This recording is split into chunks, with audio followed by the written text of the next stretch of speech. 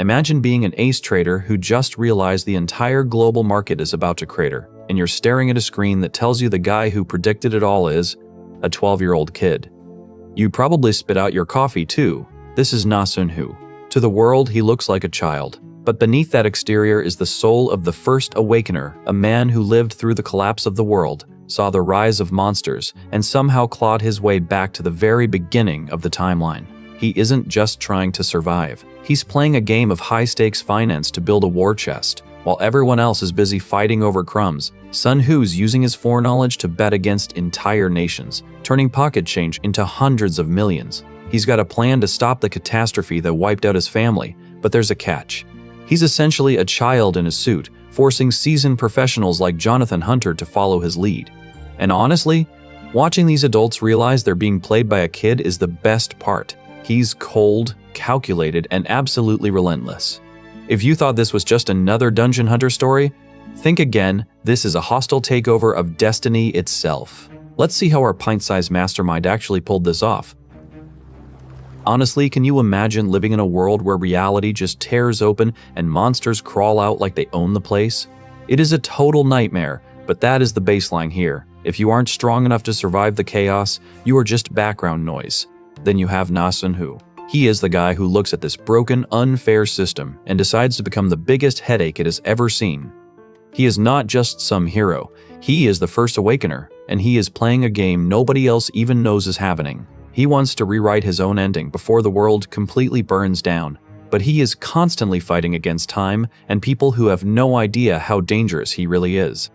Let's see where it all begins. The past holds a heavy weight, but Na Sun-Hu remembers the moment of his birth, because that memory is the only thing tethering him to his humanity. He reflects on the necessity of gratitude for past suffering, standing calm and observant as he prepares to face the rigged game of the first evil. Na Sun-Hu watches the aftermath of the carnage, standing victorious over the fallen soldiers to ensure his survival in this hostile system. He confronts Mr. Bobby, warning him that their lives are forfeit if the payment remains missing, because finding that capital is essential to his next move. Sun-Hu sits trapped under the ruins, struggling to breathe after his defeat. The system offers a path back to 1985, though it demands the total reset of his hard-earned abilities as the price for his return. He grips the stone, choosing the date of his own birth to rewrite his destiny as the bug within the system. The creature roars in pain as its aura flickers and reality shifts. Emergency staff rush a woman on a gurney through the rain, unaware that the soul of a warrior is about to be reborn. Sun-Hu fears his mind will shatter during the painful transition. He struggles to maintain his resolve, realizing that his mother is in grave danger unless he can secure his own survival. As his first cry fills the room, the system confirms he has obtained the trait, Man Who Overcomes Adversity, while the nurse holds the infant Na Sun-Hu.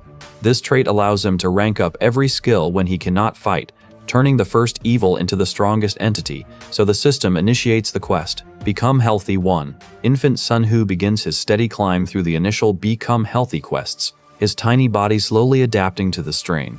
He soon realizes that his immense power as the first evil stems from far more than just the Man Who Overcomes Adversity trait. The world remains fractured between 16 S-class awakeners, split into the virtues who serve the system and the evils who actively reject it. Driven by cold self-interest, these factions exert their influence to monopolize every valuable item and dungeon. Memories of past resistance surface, reminding him that their struggle against such tyranny was once as futile as a mosquito attacking an elephant. In those days, the first evil reigned as the absolute pinnacle, acting with a chilling perfection that left all other struggling awakeners in the dust. Sun-Hu muses on the sheer shock his past self would feel to discover that another awakener like him has already been born. Struggling to articulate thoughts through underdeveloped vocal cords, he finally forces the words, "status window," past his lips. The interface flickers to life, and he waits with bated breath for the reward he expects for awakening at such an impossible age. Recognizing his potential, the system declares him the first awakener and bestows a challenger box as a unique boon. He stares at the legendary item that once enabled his time travel, his hands trembling as he prepares to open it once more. He unleashes Odin's wrath, shouting the skill name as lightning erupts from his body. As the static crackles in the air, he looks out at the ruins and wonders if anyone could truly be surviving in such a desolate place. Electricity dances at his fingertips as he makes a mocking gesture, the lightning striking his targets to correct the system like a true bug. the sight triggers a visceral memory in a survivor who laughs to his trauma while recalling the day his entire guild perished at Sun Hu's hands. Realizing he has claimed a deity-rank skill, he steels his resolve to finally face the first evil. The intensity of the surge fades, and Sun Hu finds himself waking as a baby, tucked away in the safety of his parents' arms. He struggles to reconcile the emotional weight of an adult consciousness with his infant form.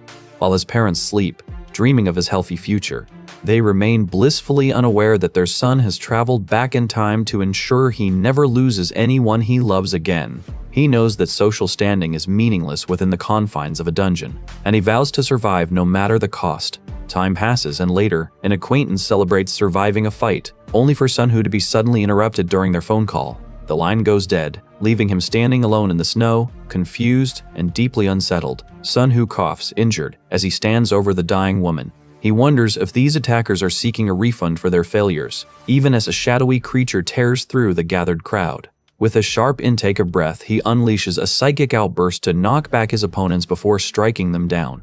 As blood stains the ground, an emergency broadcast blares, warning that unidentified beasts are actively attacking the city. He fights off the encroaching monsters, shouting for the survivors to scramble into the nearby buildings for safety. Just as the chaos reaches its peak, the system triggers, pulling him abruptly into a testing site. His parents panic at the interface, while a hooded figure watches it appear. Sun Hu cries out for his mother in distress as the world shifts, heralding the arrival of the Day of Beginnings. Monsters pour from dimensional tiers, forcing the creature to fight for the remaining space. A swirling magical vortex appears, dragging selected awakeners into the testing site to survive the impending onslaught. While some linger for months and others endure decades in that lethal purgatory, he contemplates a method to turn the rigged game in his favor. The returned awakeners find no respite, immediately pitted against monsters as a colossal entity ravages the city with fire, effortlessly swatting fighter jets from the sky. Sun Hu is struck by a blast just as a jet detonates in an explosion. Amid the chaos, he acquires the telekinesis and psychometry skills, leaving two nearby men stunned by the catastrophic display. Humanity resorts to a nuclear strike as a final, desperate measure, but the attempt fails because the 8 evils and 8 virtues prioritize their own selfish agendas. The infant Sun Hu inwardly dismisses the adults as fools, knowing that a tragedy is poised to shatter their lives at any moment. His father teases him for his unnaturally serious expression, blissfully unaware that his son is already calculating how to survive the encroaching nightmare. Reflecting on the futility of the system, he notes the time spent here is lost forever, while others ignore the blood on their hands to fret over trivialities. While his mother sleeps, he crawls and wobbles, checking over his shoulder in fear as he forces his tiny body beyond its physical limits. He counts his steps, successfully managing 10 in a row, and earns a look of pure, unadulterated pride from his father.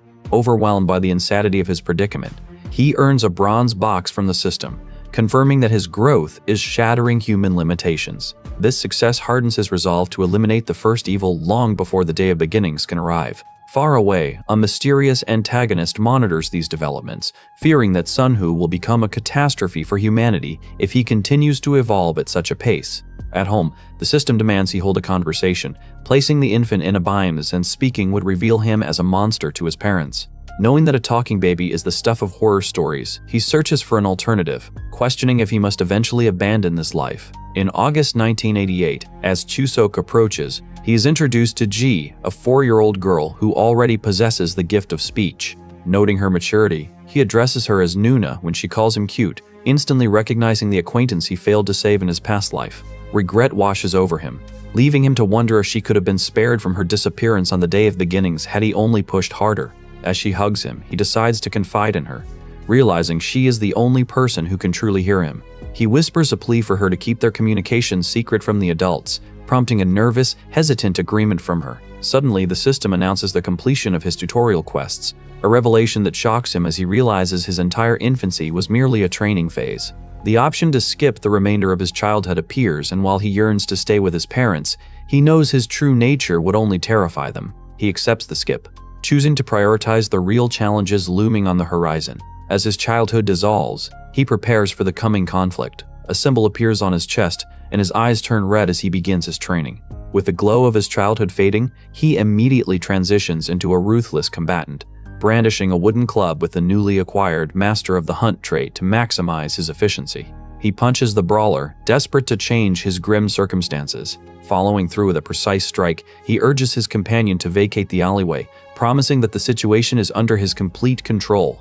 He tells his associate to find rest before stepping into the pouring rain, where he swiftly fells his next opponent to the roar of the surrounding crowd. Exhaling sharply, he maintains his composure while the onlookers stare in disbelief at his sudden, total dominion over the Mapo district. An elderly man chuckles, offering a playful nod of recognition that confirms Sun Hu as the true power ruling over Seoul. He brushes off concerns regarding his volatile lifestyle, instead demanding to face worthier adversaries and warning his subordinates that failure will lead to their immediate replacement. A quick glance at his status window reveals his physique has surged into a hardened adult form with strength and sensory perception that dwarf those of elite athletes. Scars from his recent skirmishes vanish as his Awakener abilities accelerate his recovery, his mind locked on the culprit responsible for the destruction of his village. He notes his growth from average student to 180 centimeters, proving his tutorial stats carried over. After settling in for a brief rest, he maps out his next move, a raid on an F-rank dungeon in the mountains of Hwasong City to ensure he is ready for the coming storm. Securing that mountain requires $1.3 million, a staggering sum needed to build a defensive facility capable of containing the dungeon's monsters. He remains fixated on monopolizing every hidden dungeon across the globe, determined to act as a bug within the system's rigged framework. Sun Hu resolves to push his limits even further to achieve his goal. Although his foreknowledge makes earning money trivial, his status as a minor severely restricts his borrowing power, forcing him to seek out a proxy. She reminds him he is just a test subject, forcing him to focus on his hidden agenda. Distracted from his studies, Sun Hu offers a quick apology, realizing that controlling the truth is the only way to wield genuine power. He recalls his past betrayal and death, vowing to kill those responsible. When his captors attempt to justify their betrayal as a necessary choice, he sarcastically feigns understanding while secretly plotting his revenge. A full year passes before he stands amid swirling energy, gripping the insignia of destruction to finally unleash his latent power. He scoffs at the greed of those who covet the artifacts, watching as they recoil in shock at the sudden display of the insignia. A mysterious blonde man observes from the shadows, and Sun Hu realizes with disbelief that Jonathan is also involved in these events. Jonathan tells him to relax as he channels purple magical energy, surrounding them both in a violent surge of power. Sun Hu observes the situation with a cold, lethal calm. A flicker of confusion crosses his face at the sudden, inexplicable appearance of the insignia of healing. While a nearby bystander collapses into tears, Jonathan looms over him, gloating that he has finally repaid his debt and effectively reset the playing field. Wondering if any shred of compassion can truly survive in such a rigged game, Sun Hu listens as Jonathan asks if he remembers the 1997 financial crisis. He sets his immediate tactical plan aside, the mention of the IMF crisis stirring memories of his own youth, which prompts a quick apology from Jonathan for forgetting his nationality. After receiving multiple stat boosts from the goddess's blessing, Sun Hu reflects on Jonathan's past as a ruthless trader during the height of the Asian currency crisis. Sitting by the fire, he admits he once possessed a fiercer edge, though Jonathan cynically questions the worth of his high rank compared to the days when money was the only thing that mattered. Despite realizing his opponent's strike is capable of cutting through space itself, Sun Hu finds his focus drifting toward Jonathan's bitter nostalgia. He begins researching the finance firm where Jonathan previously worked, digging through archives until he unearths the specific digital ID needed to bridge the gap. The face attached to the email address is instantly recognizable, confirming that he has successfully cornered his target. Sun Hu fires off a calculated inquiry regarding the Thai bot, baiting the man with a probe into his professional expertise. Knowing Jonathan already harbors suspicions about the predatory hedge funds operating like demons of capitalism, he leans into his secret knowledge to secure a leverage point. The bait takes hold when Jonathan replies, confirming his belief that the Thai bot is not actually overvalued. He pushes the man to act, warning him, "Don't act like you don't know." The trap snaps shut as Jonathan immediately demands to know his mysterious correspondent's true identity. He explains that hedge funds are poised to attack the Thai bot within the month, warning that the event is merely the opening act of a total global collapse. Staring at his screen in stunned silence, Jonathan realizes the crisis is systemic, leaving him shaken as Sun Hu moves to finalize their agreement. Sun Hu offers calm reassurance, though a sudden realization leaves him momentarily taken aback by the weight of his own scheme. Jonathan stares at his screen in disbelief, struggling to process the leverage strategies presented and questioning the true identity of his anonymous contact. He wonders if this is merely an elaborate test, his mind drifting back to his own past obsession with absolute market perfection. Watching the screen, Sun-Hoo confirms the man's predictable reaction, satisfied as his calculated manipulation takes hold. Frustrated by the deepening mystery, Jonathan feels cornered by the ultimatum, unable to resist the offer laid before him. He watches the monitor, knowing a declaration of war in the financial market is imminent. He finds himself briefly confronted by strangers, his mind reflecting on the surprising resilience the Thai baht shows despite the looming collapse. Memories of the 3-month struggle surface, a time when hedge funds suffered heavy losses before Thailand finally buckled on July 2nd. Exhausted, he reviews the lengthy email thread where Jonathan repeatedly pressed him to seize various investment opportunities. While Jonathan focuses intently on betting against the currency, Sun-Hoo remains unimpressed by these expected, trivial outcomes. He types a dismissive reply, demanding a significantly better offer to bait his target into responding further. A formal proposal follows, granting the requested deal but insisting on 51% ownership of the firm as his compensation.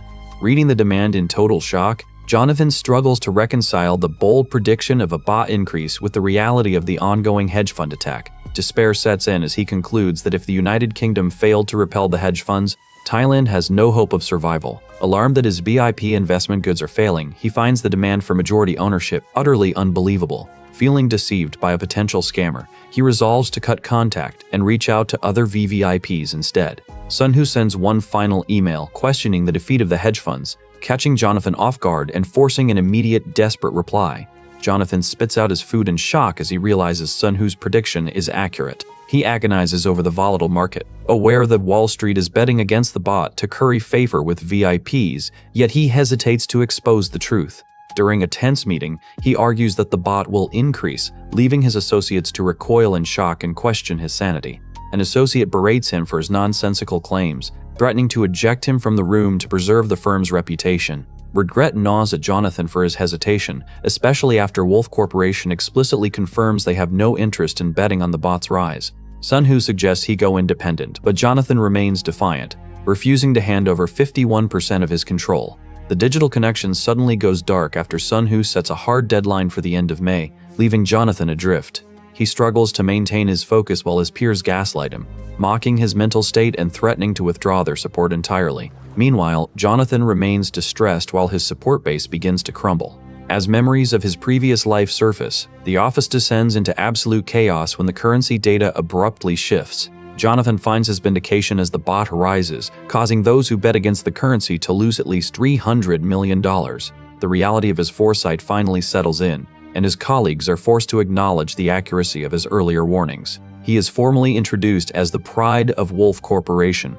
while the others realize the true, catastrophic scope of the market shift. With their reputation cemented, Jonathan and his allies announce their departure from Wolf Corporation to establish a new firm, passing out contact details to secure future business. Mocking the earlier demands to leave, Jonathan boasts of being the only manager who avoided the recent financial ruin. When rivals dismiss his success as mere luck, he asks them rhetorically why Wall Street would ever need luck twice. After walking through the office one last time, he opens a box of essential items to prepare for the next phase of their scheme. He clicks his mouse to send a final resignation message, formally accepting Sun-Hoo's mysterious proposal to begin their new path. After inquiring about his destination and completing a workout, Jonathan bows and departs, vowing to make his former targets regret this day. Sun-Hoo watches the reaction on a monitor, fully focused on the leverage he now holds over his enemies. Starting middle school, Sun-Hoo feels little sentimentality, though he experiences a brief, faint nostalgia for his past friends. Classmates whisper about his mature appearance, but he prefers to be left alone as the hallway activities cease. Standing in the dark, empty school, he is forced to confront traumatic memories of a city destroyed by the first evil. He recalls the total devastation where everyone he knew died, a sight that serves as a grim reminder of why he must act. Finally locating his target, Sun-Hoo watches as the woman is suddenly overcome by an intense, unexplained surge of emotion. The girl remains flustered after their brief interaction, left confused by her own sudden, overwhelming reaction. Contemplating if the truth is hidden in plain sight, Sun-Hoo waits at the airport to meet Jonathan. A powerful warrior arrives at the gate, leaving Sun-Hoo momentarily stunned and forcing him to clear his head to maintain focus.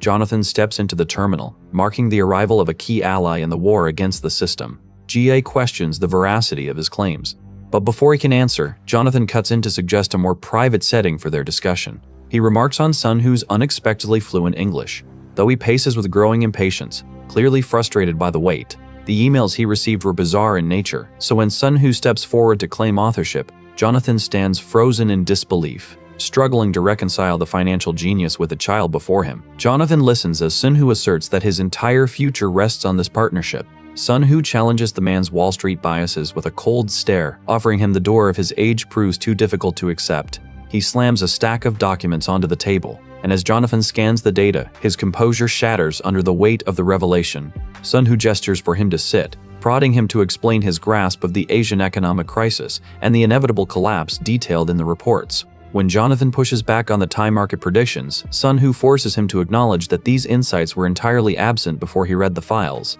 As the Thai government finally surrenders, Sun Hu demands proof of his commitment, reminding him that the right to collaborate is earned, never handed out. Sun Hu tells him, "Even this moment, where I'm talking to you, is losing me money." Though the pressure of the potential gains leaves him desperate for more time, Sun Hu imposes a strict deadline of June 3rd, leaving the man utterly bewildered. As Jonathan frantically re-examines the charts, Sun Hu prepares to leverage his own power, prompting the man to nervously confirm if they are already at June 2nd. They align their projections, meticulously calculating the staggering financial losses expected over the coming days. Jonathan claims the mantle of a god, leaving Sun Hu startled that any mortal could pinpoint the exact date of the market downturn.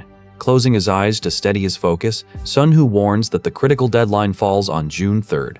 Walking past him, he issues a cold ultimatum. Their partnership terminates immediately if no decision is reached by that date. He tells Jonathan, "If you're the man I know, you'll make the right choice." A mysterious voice echoes, asking if he feels regret, to which Jonathan admits to a state of total, hollow resignation. He senses it is too late for second thoughts regarding the report's value, while Sun Hu watches him with calm, detached eyes. Jonathan demands to know how his young counterpart identified the exact date, but Sun Hu merely attributes the foresight to cold, hard calculations. Abandoning his doubts, Jonathan requests further strategies, though Sun Hu only offers to reveal the necessary ingredients for their success. A smirk plays on Sun Hu's lips, leaving his companion flustered as Jonathan reluctantly agrees to trust his lead. When asked for a name to seal a deal, Sun Hu finally offers his own. Jonathan proposes naming the new firm Jonathan & Son Investment, but Sun Hu flatly declines to have his name attached to the venture. Jonathan reveals he has gathered $400,000 in liquid funds, causing Sun Hu to question why he would surrender 51% of his control for such a sum. Explaining that he brought Jonathan to Korea specifically because he lacked a vital asset, Sun Hu leaves him bewildered by the logic behind his selection. He notes that he discovered Jonathan through a company website, proving that opportunity often strikes in the most unexpected places. Sun Hu reflects on the elusive nature of such chances, recalling how Jonathan once uttered those exact words himself. In a flash of memory, he remembers Jonathan discovering a rare skill inside a box, a miracle that defied near impossible odds. That miracle arrived only after Jonathan had surrendered to despair, yet he ignored every warning and departed to pursue his vengeance. Sun Hu dwells on this, as he recalls the last time he saw Jonathan before his business partner's life changed forever. Mocking the idea that he is merely an opportunity, Jonathan eventually concedes that Sun Hu is, in fact, the only path forward. Sun Hu demands a godly calculation, asking if Jonathan is ready to go all in without hesitation. The man readily agrees, having already committed his total faith to the boy. He pushes legal documents across the desk, demanding signatures, but when Jonathan shows confusion at the request for identification, Sun Hu explains that his 13-digit number serves as his only proof of existence. Jonathan realizes the birthdate digits reveal his partner is only 12 years old, yet Sun Hu cuts the shock short, insisting they have no time to waste and must begin business immediately. He predicts a 10% market fall between June 9th and 13th, aiming to capitalize on the coming instability. When Jonathan questions if Thailand will surrender during that window, Sun Hu explains that the collapse is merely the start of a much larger chain reaction. He corrects Jonathan's assumption that Hong Kong is the target, asserting that the true objective is Korea. Even though foreign funds cannot enter the market directly, Sun Hu clarifies that the weapon against Korea is the fear spreading across East Asia, which will force foreign investors to withdraw, leaving Jonathan concerned by the sheer scale of the coming tide. When warned that the economic shift is unstoppable, Sun Hu replies, "My only goal is money." As hedge funds prepare for a war of attrition, he decides to bet with 50x leverage, treating the market like a volatile battlefield where only the precise survive. Because 50x leverage magnifies even a 1% loss into a 50% disaster, Sun Hu warns that a mere 2% drop results in total ruin. He risks $400,000 to trade $20 million in products, knowing that Jonathan's trading skills are the only way to secure such results. Recalling how hedge funds were crushed in Hong Kong, Sun-Hoo trusts his partner to execute the plan, sending a message to stay true to the trend. He prepares for the next war by building reserves through this high-stakes gamble, leaving the final execution of the one-week plan entirely in Jonathan's hands. Exhaustion clings to Jonathan in his office, yet he steels himself to demonstrate his trading prowess for Sun-Hoo. Sun-Hoo reaffirms his singular goal to conquer the tower, undeterred by the encroaching shadow of the first evil. Staring at the terminal, Sun-Hoo reacts with genuine disbelief at the astronomical windfall his partner has secured. Jonathan confirms he has returned with the spoils, immediately asking if the assets have been successfully converted into dollars. The realization that they achieved a 70,000% profit, multiplying their initial stake 700 times over, leaves both men momentarily stunned. They turn 400,000 into 280 million in a week, declaring, "We're ballin'." Reviewing the final documents after ending the call, Sun-Hoo acknowledges that Jonathan has far exceeded all original expectations. Jonathan revels in their success, marveling that their small two-person operation has effectively transformed into a major hedge fund. Shifting the mood back to cold business, Sun-Hoo proposes they stake everything on the Thai baht's inevitable crash on a specific D-Day. He explains that Thailand's shift to a floating exchange rate will trigger a one-directional decline, prompting him to commit $200 million to the position. To ensure the scheme unfolds as planned, Sun-Hoo intends to leave just enough crumbs for the hedge fund alliance to notice, baiting them into a full-scale war. Terrified by the sheer scale of the gamble, Jonathan warns that betting without a hedge is reckless. But Sun-Hoo remains unmoved as he contemplates his next strike. Sun-Hoo plans to calculate the Thai foreign exchange reserve they ransacked with their $280 million profit, but Jonathan warns that such data is not easily obtained. He suggests comparing records from July 2nd with historical data, setting the leverage rate to July 1st to ensure accuracy. Sun-Hoo explains his $200 million bet, questioning if the remaining $80 million is enough to establish contact with the head of the Central Bank of Thailand. After Yoni expresses disbelief at his age, she tells him to go to Bangkok, where he warns that Thailand must realize defeat is imminent to prepare for the aftermath. She declares 1997 will be their heyday, prompting him to tell Jonathan to go all in as he watches the city skyline. While his partner gathers intelligence in enemy territory, Sun-Hoo prepares to head in another direction, concealing his identity beneath a cap. He wields a butterfly knife infused with energy, the cursed blade marking his path as he seeks to break the system's limits. Sun-Hoo confronts a hooded figure, watching as the man is restrained and screams in a desperate attempt to stop the assault. As the man threatens to kill him, Sun-Hoo retorts, "You shouldn't have pulled out a knife if you were afraid of retaliation." Witnesses warn that the man is infamous for gang connections and bullheadedness, yet the assailant swears he will not let this slide. Sun-Hoo responds with a menacing smile, leaving his opponent in a state of shocked disbelief. He rides his motorcycle through the snowy night to confront two men waiting in an industrial area. The men react with hostility to his reckless appearance, wondering why he would seek a brawl when he should be hiding. Deciding it is time to verify if combat is a more efficient way to raise his stats than normal training, Sun-Hoo stands his ground as the men attack. He reassures an ally he will handle the situation, while asking if she is still withholding the truth from him. Sun-Hoo lands a powerful kick on his opponent, dodging strikes from men armed with crowbars in the rain. He counters with swift precision, reflecting on the individual who has been searching for him while drawing his weapon. Fighting back against those who attempt to assault him, he delivers a series of precise punches and kicks. A muscular man attacks with a metal rod, but Sun-Hoo grabs and shoves him aside with violent force. A system window appears, confirming he has acquired skills like Eye of Truth and Mana Circuit as he strikes his opponent down.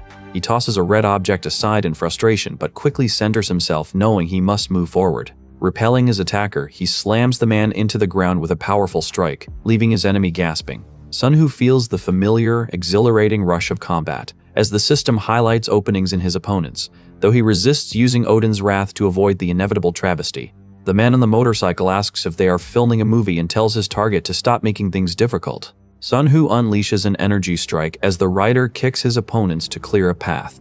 After effortlessly defeating 3 men, Sun-Hoo faces a starred adversary who commands his subordinates to crush him. The attackers swarm, beating him ruthlessly as each competes to land the final blow against the bug in their system. Mocking his apparent weakness, they recoil in horror when he rises again, moving with a strength that forces them to question his humanity. A man kicks Sun-Hoo, who lies on the pavement coughing and struggling for breath. His eyes glow as he activates his trait, Man Who Overcomes Adversity, causing his vitality to jump from rank F to E. Strength, dexterity, perception, and even his Odin's Wrath skill surge to rank E, overwhelming the enemies with shock. Readying his butterfly knife, he strikes his panicked, blade-wielding opponent with newfound unstoppable force. Enveloped in red energy, he heals slightly, struggling to adapt to the sudden stat surge that leaves him temporarily numb to pain. Onlookers stare at his aura, and Sun Hu braces himself as two men launch an attack. With his eyes burning red, he lands a final explosive punch to end the confrontation. The opponent collapses, sent flying by the final explosive punch, and Sun Hu watches the smoking, dazed figure with a frown, genuinely confused by the lack of further resistance from such a supposedly trained mercenary. He shifts his grip on a nearby wooden stick, bracing for a counterattack, but the man only whimpers and fumbles, his panic making him lose his hold on his own weapon. Sun Hu dodges a slash while a motorcycle swerves through the street, nearly hitting two men. Recognizing the architect of this trap, he channels crackling blue electricity into his palm, preparing to face his opponent head-on. The man with the cigarette freezes in shock, his confusion instantly replaced by a piercing scream as Sun Hu unleashes the current, launching him backward with a concussive blast, dismissing the man's desperate plea about us with a sharp kick. Sun Hu strides past the pile of unconscious bodies and the smoldering wreckage of the bite. Onlookers watch a giant silhouette in the sky, and Sun Hu advances, forcing the crowd to retreat with his pink aura. He realizes the system only triggers Man Who Overcomes Adversity through external threats, so he throws a forceful punch into the air, testing the limits of his growing strength. Mastering this surging power is his only hope, a necessary foundation for the coming war against the monsters, the 8 evils, and the 8 virtues after the Day of Beginnings.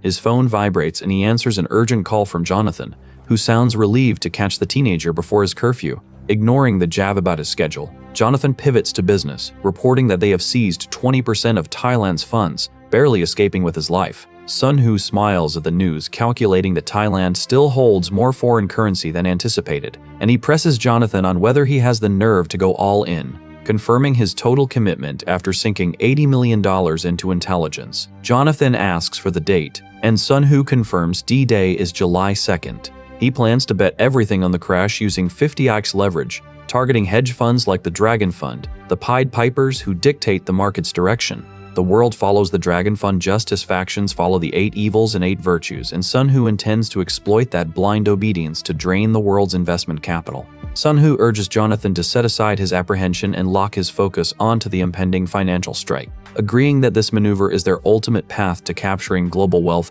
Jonathan pledges his full cooperation. He remains acutely aware that the resulting volatility is compounded by the shadow of an S-rank dungeon held by the 8 virtues. Frustrated by the limitations of current technology, Sun Hu finds himself pacing as he waits for the crucial email from his partner. With $200 million in leverage at their disposal, they position themselves to trade $10 billion. Even as liquidity concerns loom over the play, the system signals that their trap is set, and Sun Hu recognizes that Jonathan has successfully cornered the market position. A familiar thrill, akin to the rush of a dungeon raid, surges through him as he realizes his hard-won capital is finally locked in. Briefly, he struggles to maintain his composure, feeling the echoes of his past life as a warrior beginning to fade into the background. As the clock strikes midnight, he readies himself for the Bank of Thailand's inevitable announcement regarding the floating exchange rate. He anticipates the market factions scrambling to bet on the nation's fate, fully aware that this day marks a permanent divide in the landscape. By plunging directly into the heart of the dispute, Sun Hu intends to sweep up every cent wagered on Thailand's doomed victory. His concentration is shattered when a student interrupts his quiz, pointedly questioning his obsessive fixation on the ticking clock. Sun Hu offers a quick apology for his distraction during the quiz, though the teacher lingers on his unusually mature tone. He searches his memory for any trace of her from his previous life, but finds nothing, despite her presence here long before his return. When the bell signals the start of lunch, Sun Hu stands up to depart without a moment's hesitation.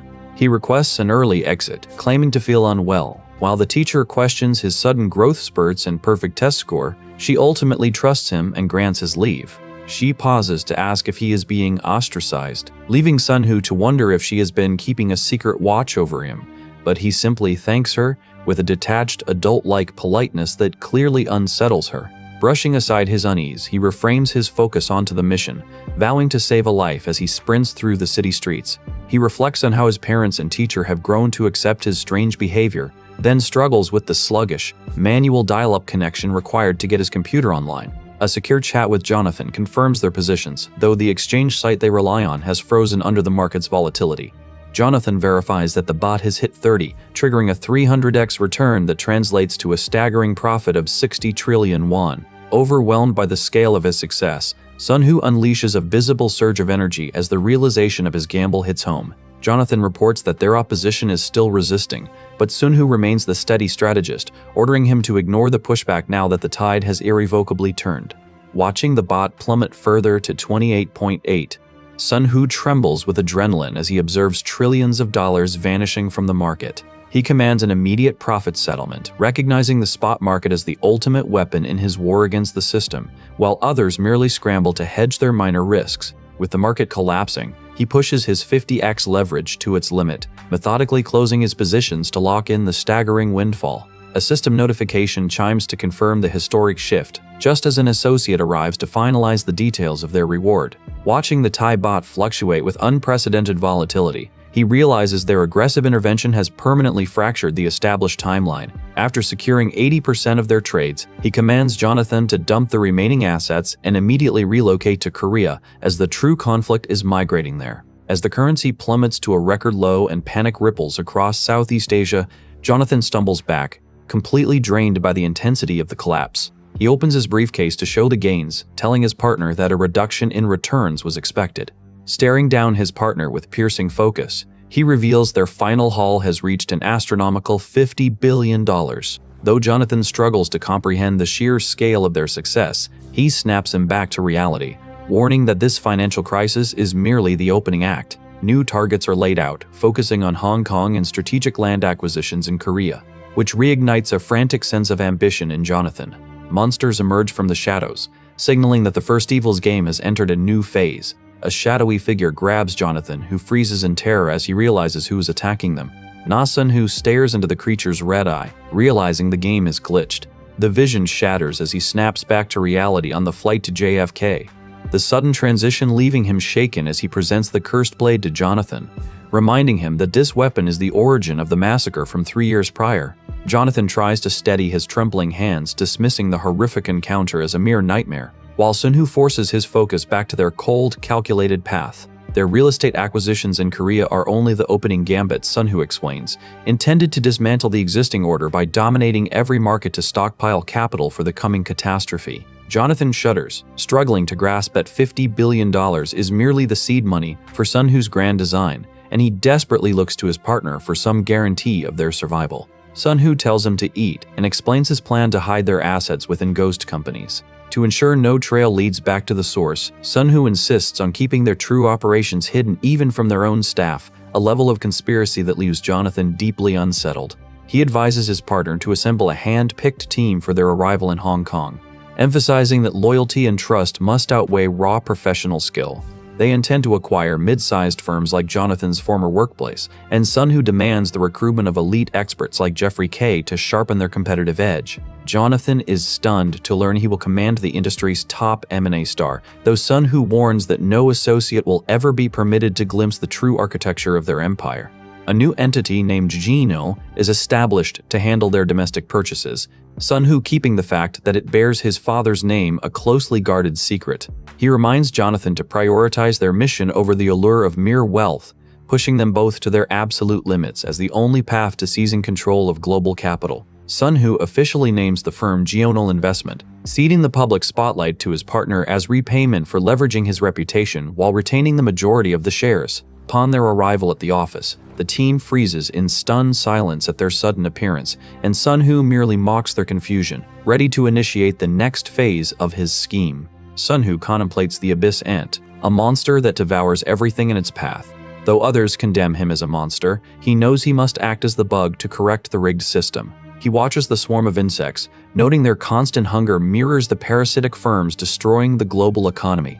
These entities toured Southeast Asia to monopolize the Thai baht's drop on July 1st, but Sun-Hoo intercepted their gains, successfully seizing the wealth to ensure those profits now belong to him. A contact recognizes him from a previous supermarket encounter and offers sympathy, yet Sun-Hoo remains focused, prioritizing the business arrangements essential to his survival. He confirms the contract conditions with President Kim, trusting the landlord's reputation to secure his new base of operations while paying the down payment in cash to keep his identity hidden from the first evil. Although this arrangement is technically illegal, it creates a convenient win-win as the cash feeds into the president's slush funds, allowing Sun-Hoo to claim his secure office space. A system window confirms he has acquired the title Awakener of the First Calamity along with the skill Calamity's Breath, so he begins moving his belongings into the sanitized space. He selects this office specifically for its tight security and modern ADSL terminal, finally abandoning the constraints of an old-fashioned modem to better utilize his powers. After paying the rent, Sun-Hoo offers to clear out the remaining boxes, leaving the president to assist him, entirely unaware of the true nature of his tenant's mission. While waiting for Jonathan to return to Korea, he considers the office layout and folds a small slip of paper, remaining vigilant as he prepares his only defense against the system. The system grants him farsight and mana manipulation to enhance his combat potential, and he studies a sketch of a creature, reflecting on the threats he must eventually face. At 3 a.m., he stares into the dark with a serious expression, fully aware that these actions establish the first outpost in his war against the first evil. Jonathan begins reporting his progress through a messenger app detailing the status of the company's split-off. Sun-Hoo explains his strategy of hiring multiple groups to handle the division, ensuring the entities remain confused until they unknowingly sign away their interests, allowing him to consolidate his power. He personally oversees the funding distribution, instructing Jonathan to make the acquisition of Predict their absolute priority. As Sun-Hoo emphasizes that keeping CEO Jamie is non-negotiable, leaving his partner to wonder if he sees more in the man than simple professional utility. The dot-com bubble is merely a precursor to his real objective, the system data previously monopolized by the First Evil and the Eight Virtues. He targets the database of the Revolution Guild, intent on harvesting the knowledge required to strip his enemies of their influence. Securing that data would have fundamentally altered the outcome of the war against the virtues, and he is determined to hold that advantage this time. To eliminate any potential variables, he orders Jonathan to lock Pin down with an aggressive salary and stock package, refusing to entertain the possibility of failure. He remains a persistent bug in the system, methodically working to dismantle their control from the shadows. Public news reports soon herald the emergence of Jonil Investment, a firm secretly bankrolled by his shell company, Goldwish. Watching with cold amusement, he observes how the government unknowingly facilitates his collaboration through their own desperation. With foreign capital fleeing the country, the state is forced to welcome any investment, inadvertently fueling his rapid ascent. Returning to his domestic life, his mother suggests he invite his friend Kim Jun-ho over, completely oblivious to the double life he leads. She encourages his dedication to boxing, touched by his work ethic, while he remains detached, accepting his allowance to maintain the illusion of a normal student. Despite currently standing as the world's wealthiest teenager, he adheres to his civilian persona, knowing that survival remains his only true priority. He runs through the city burdened by the realization that his old life is gone forever. Stopping outside Daemon Bank, he encounters an employee and narrows his focus, preparing to execute the next phase of his campaign against the system. He lingers near the Daemon Bank entrance, noting how only the elite and specialized staff utilize the private access.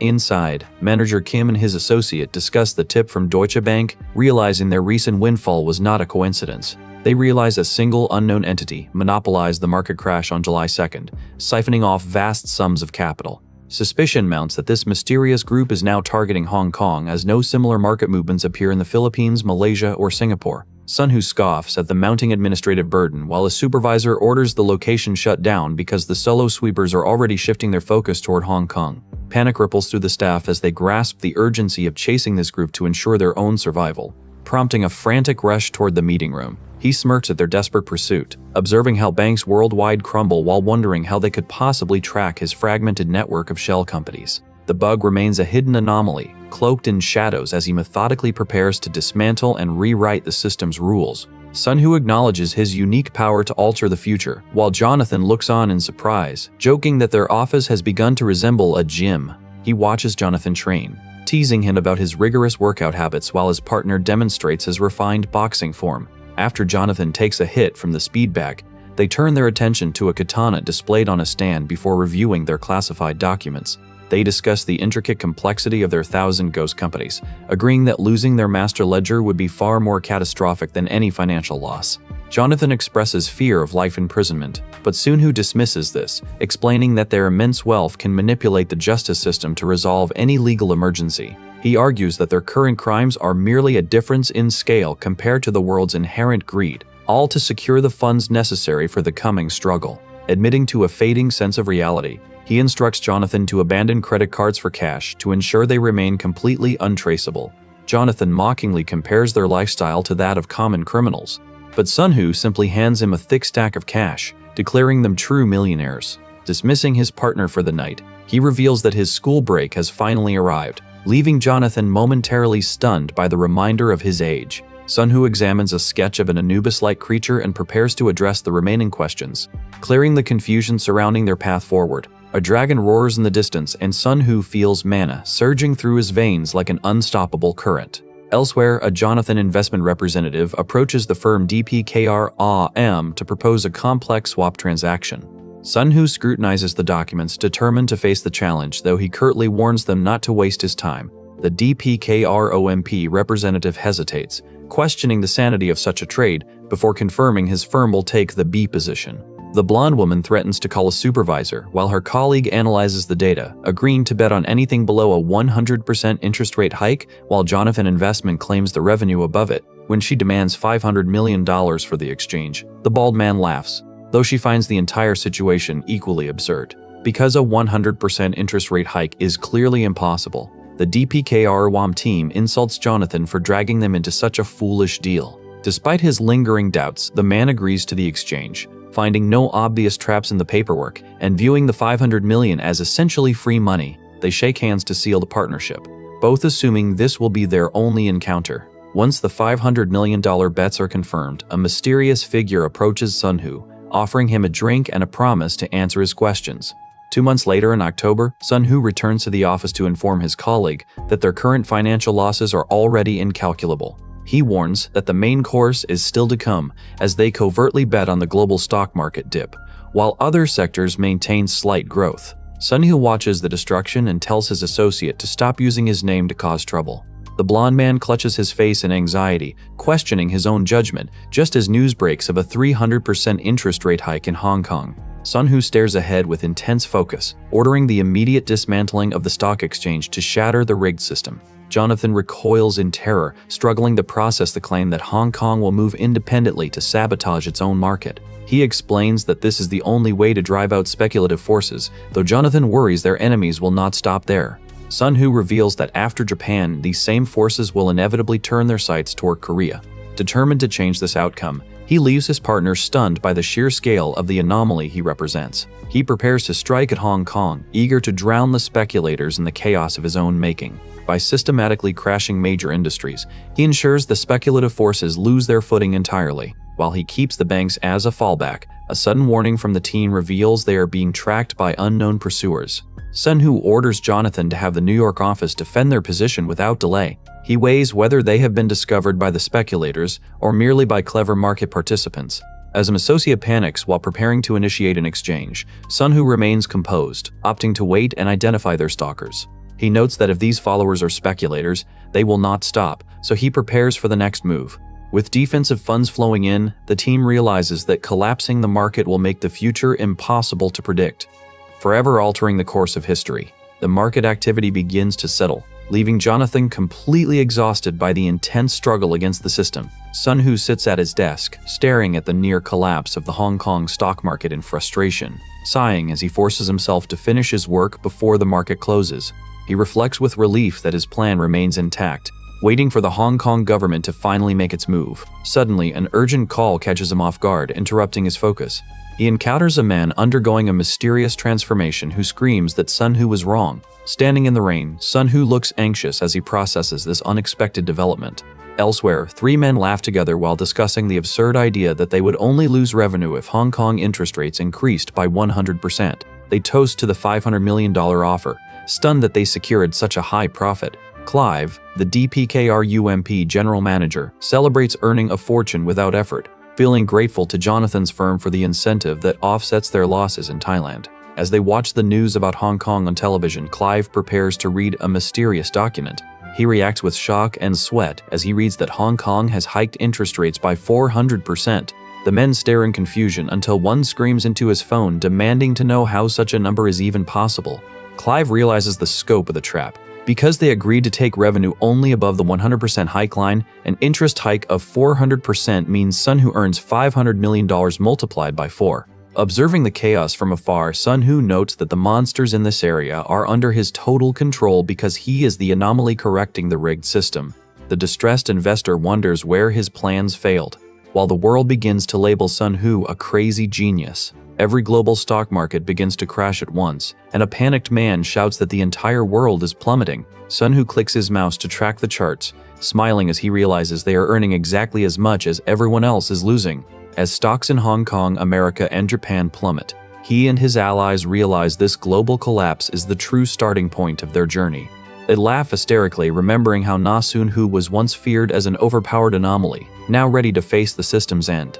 Jonathan, now hailed as the god of investment, manages billions, yet Sun-Hoo remains keenly aware that those holding such power wield total freedom. Constant prying inquiries grate on Sun-Hoo, who knows that any leak of his identity would send the world into an uncontrollable frenzy. He and Jonathan hide the fact that a mysterious owner holds 51% of their firm to protect it from Wall Street.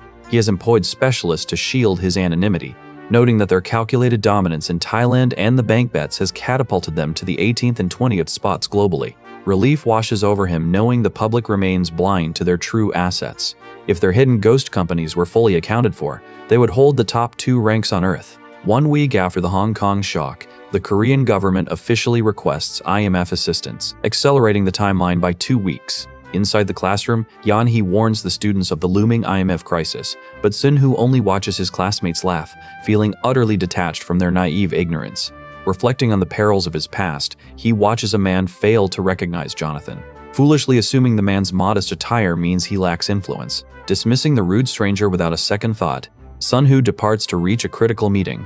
He arrives to find Jamie waiting and offers a faint smirk, drawing the nervous attention of everyone else in the room. Surprised by his approach, Jamie begins to speak, but he cuts her off, insisting they address their immediate problem before any questions are asked. He hands her a business card for Ethan, prompting her to ask if her position is truly secured or if she must still face competition. Confirming her hire, he brushes off her criminal record, explaining that her specific expertise is exactly what they require. He needs a sharp, capable woman with deep real estate knowledge, and she is the perfect choice to help them navigate the impending collapse. Her striking appearance is exactly what he needs to anchor his calculated role, ensuring she captures the attention required for his next move. Jamie is brought on as the general manager for Asia, tasked with shaping public opinion while serving as both their primary strategist and a necessary expendable pawn. The role demands a total lack of moral hesitation, specifically a willingness to conduct illegal transactions for personal gain that her previous record for malfeasance has already proven. Having served her sentence for her former employer's embezzlement, she possesses the exact history of compromise he seeks to exploit.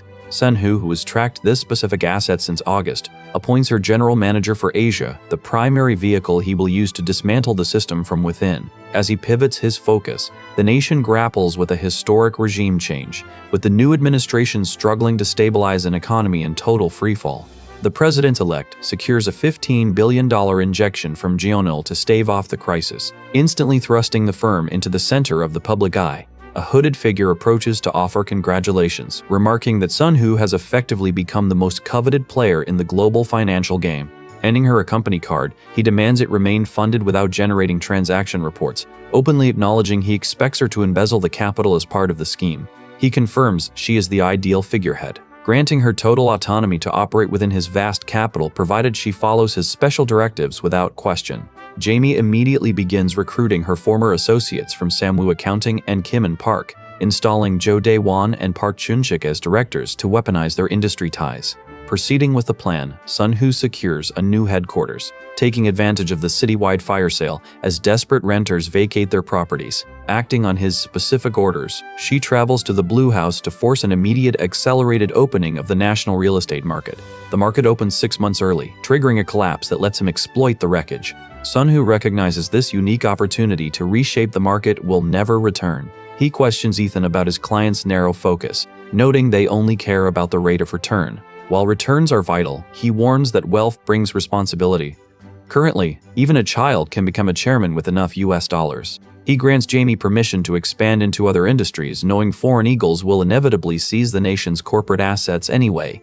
Jamie smiles, finding the country an increasingly excellent place to establish a company. She vows to prove her worth, but he remains stoic and silent in response. Surprise flickers across her face as she reports that the real estate he prioritized failed to meet his promised profit margins. Sun-Hoo interrupts, telling her that he understands her ambition but warns her to stop questioning his specific directives. He declares he will not interfere in zonal investment, but demands absolute obedience to his orders. He demands that his special orders be followed to a T.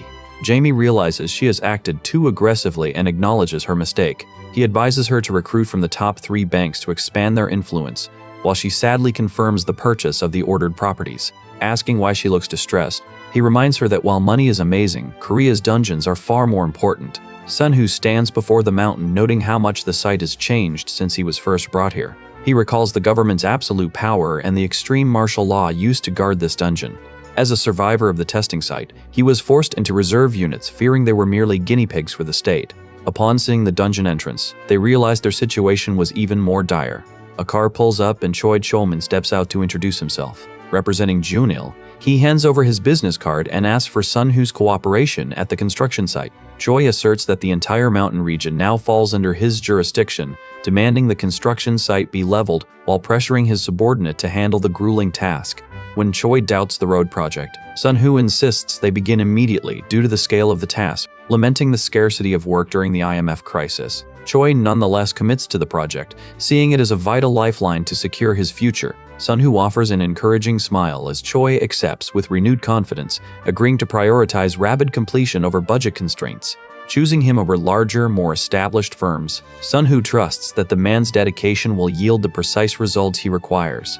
Overwhelmed by the acknowledgement of a construction professional's struggle during these bleak times, Choi breaks down in tears, while Sun-Hoo offers his quiet, sincere gratitude. Later that evening, an intoxicated Director Na returns home to his wife's comfort, unaware that Sun-Hoo is watching his father's quiet agony. Sun-Hoo recognizes this specific night as the moment his father received a forced resignation, marking the effective death of his career within the rigged system. Slurring his words, Director Na mentions securing a new position at a firm sharing its name, clinging to the hope that it will provide enough to feed his family. Sun-Hoo notes that this professional shift inadvertently draws his father into the financial orbit he is currently navigating, even as he prepares for the challenges ahead as the systems bug. Hoping to bond over shared interests, Director Na hands his son $1,000 to invest, viewing it as a way to bridge the gap between them through talk of stocks. In the wake of the crisis, Sun-Hoo finds early success as a student trader, watching his capital multiply as the market enters a period of deceptively easy gains.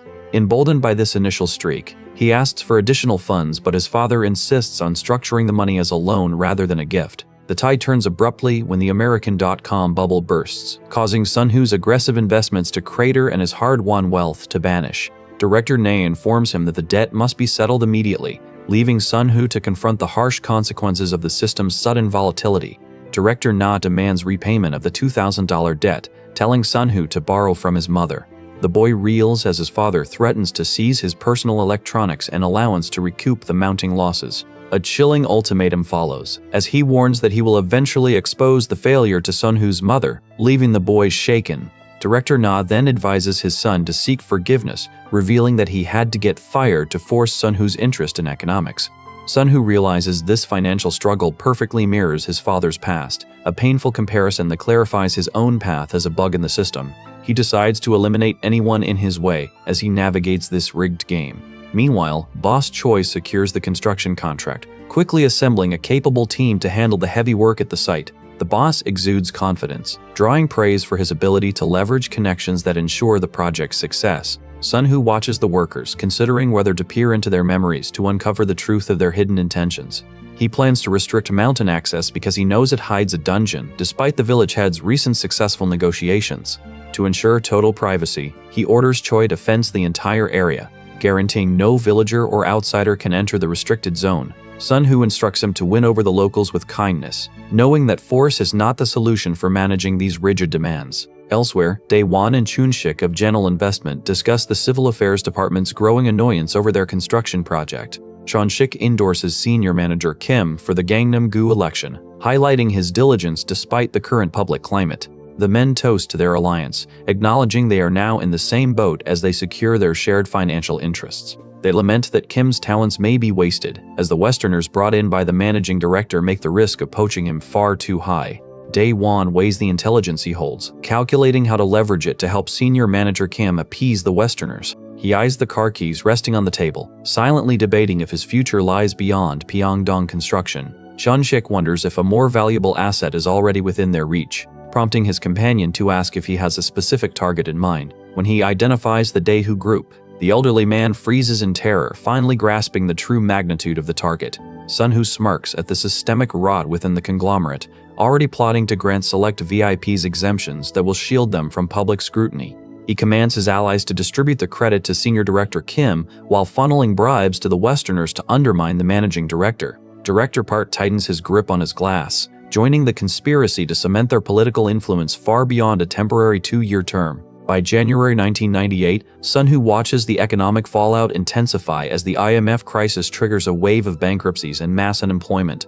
He reviews the latest reports, noting how foreign entities like DPK Crump and Germany Bank are aggressively sweeping up domestic real estate. Staying detached, he remains calm, knowing the state of the nation is unfolding exactly according to his precise predictions. News of an approved arrest warrant for the Daehu chairman ripples through the room, leaving those around him visibly shaken. Sun-Hoo tells Ethan that the group controls hundreds of thousands of employees across the globe. Ethan realizes the gravity of the impending collapse as Sun-Hoo warns him that the warrant will be executed this very evening. The shock of the imminent arrest leaves Ethan stunned, while Sun-Hoo remains unfazed, continuing his rigorous training. He demands a comprehensive account of the unfolding events, determined to master the hidden mechanisms behind the corporate implosion, reminding his associates that Daehu's downfall is driven by forces far deeper than the simple pressures of the IMF. He keeps his true agenda hidden. He notes that his own appointees, Dae-won and Chun-shik, have already begun prioritizing their petty political maneuvering over his actual goals. Despite their attempts to play power games, he observes them from the shadows, ensuring his own influence remains the absolute guiding force. He watches them navigate local politics, concluding that manipulating these powerful figures is essential to putting Daehu on their target list. Jamie notes that every step follows his design, explaining that lobbying is simply legalized bribery. Though a colleague cautions against his bias, he maintains that the influence of a chaebol is extreme, given the immense power these corporate families wield. They plan to use Daehu as a sacrificial lamb for the IMF, selecting the group as the perfect scapegoat to shoulder the responsibility for the crisis. Sun-Hoo doubts the government will accept this easily until Jamie reveals she has just returned from a meeting with the Minister of Finance to finalize the deal. This realization marks the pivotal moment that alters the collapse of Daehu, reminding him that intellectuals survive by constantly scheming to defeat those more powerful than themselves. He observes the predatory nature of his rivals, comparing them to beasts and snakes, always waiting for an opening to strike. While he acknowledges the impressive ambition of Jamie and the two directors, he inwardly prepares to make them regret their greed. The government demands a $5 billion investment and for them to absorb all of Daehu's liabilities, setting a heavy price for the acquisition. He advises them to focus on acquiring only the vital industries, noting that Jamie still requires time to master the flow of the Korean financial market. Sun-Hoo warns that if they profit too much, the government will target them with severe tax audits once the crisis subsides, risking a direct conflict between Jeonil and the state. The directors seek more than profit. They aim to buy the honor and infrastructure of a top-3 conglomerate, a foundation as deep and dangerous as a hidden sea monster. He instructs Jamie to appoint a new CEO from the board members the original leader trusted rather than family, to ensure stability. After confirming the strategy, he orders her to proceed aggressively and maintain an authoritative stance, since they are the ones currently holding the power. Sun-Hoo gazes ahead with intense focus, declaring that whether it involves land, buildings, or companies, nothing will ever be taken from him again because he is the bug correcting this rigged game. Jeonil Investment moves to monopolize the national crisis, and meanwhile, Jonathan arrives to a frenzy of camera flashes, struggling to maintain his composure as reporters surround the man they call the God of Investment. He asserts that Korea remains a valuable investment despite the overwhelming pressure from the press, and when a reporter asks where to invest to hit it big, he laughs but remains guarded, scolding the crowd for their greed. He offers a single, chilling piece of advice: invest in fear, a declaration that quickly becomes the defining headline of the day. Sun-Hoo examines a photo of his partner preaching that mantra, and when Jonathan asks if he wants him to handle the remaining complications, the boy remains silent. At a bar, Jonathan reflects on his narrow escape from the mob, noting how desperate the country has become, while Sun-Hoo acknowledges the situation, observing that the IMF payment and dollar influx are finally providing a glimmer of hope. He predicts that the country will repay its debt faster than in the original timeline, adding that after he handed Dae-hoo his sword, they began learning to wield it effectively under his territory. Sun-Hoo explains that he is pushing for immediate restructuring of the group, preparing for the day the country separates from the IMF. Knowing the dollar will not remain the center of power forever, Jonathan mocks his patriotism, but Sun-Hoo refuses to reveal his full objectives. Instead, he drops a bombshell, announcing he is bringing in a total of $25 billion to secure the Dae-hoo purchase, leaving his partner visibly shaken. Jonathan trembles at the prospect of a 100-million-year prison sentence, fearing the tax office will inevitably unearth their trail of illicit activity. Sun-Hoo dismisses the panic, noting that the government will be so overwhelmed by the sudden influx of foreign funds that they will lack the capacity to hunt them down. He demands $25 billion to sync with Dae-hoo's schedule, aiming to launder their wealth into legitimate capital. When his brother asks if the state will cooperate, Sun-Hoo tells him the decision is theirs to make.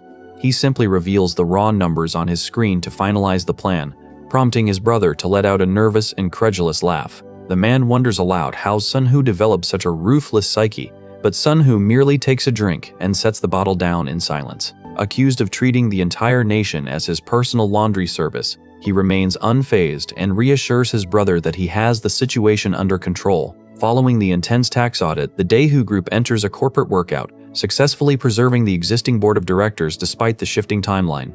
Sun-Hoo informs Jamie that he will personally dismantle their remaining competitors, then abruptly terminates the call to finalize the fund distribution. As the Dae-hoo takeover reaches its conclusion, a mysterious figure emerges from the shadows, prepared to reveal the true reason Sun-Hoo was brought to this place. Sun-Hoo commands 3 bullies to rise to their feet, warning them to stay out of his way before dismissing the surrounding students with a cold glance. While contemplating his looming departure from school, he encounters a woman with brown hair who offers him a warm, unexpected smile. She reassures him that the other students are terrified of him, but Sun-Hoo notices her identity does not match this timeline and senses something deeply wrong with her behavior. Though she urges him to graduate and make friends, he insists on finishing his mission first. He freezes as the pieces click into place, deciding that he must dig deeper into this anomaly. Sun-Hoo monitors his homeroom teacher, Yeon-hee, after dispatching professionals to shadow her every move. Though she appears plain and isolated, he uncovers 2 distinct hidden traits beneath her unremarkable facade. She has known him since long before they met, obsessively fixating on specific individuals, himself included. Scrutinizing the surveillance photos, he sees the eccentricity of a woman who has marked him as a target since his elementary school days. He notes how she meticulously engineered her career to become his teacher, often whispering his name in a tone of haunted distress, wondering if this is her warped version of reality. He unearths medical reports detailing her clinical hallucinations of gaming terminology. The doctor's notes highlight her delusion that sensing the emotions of others ruined her family,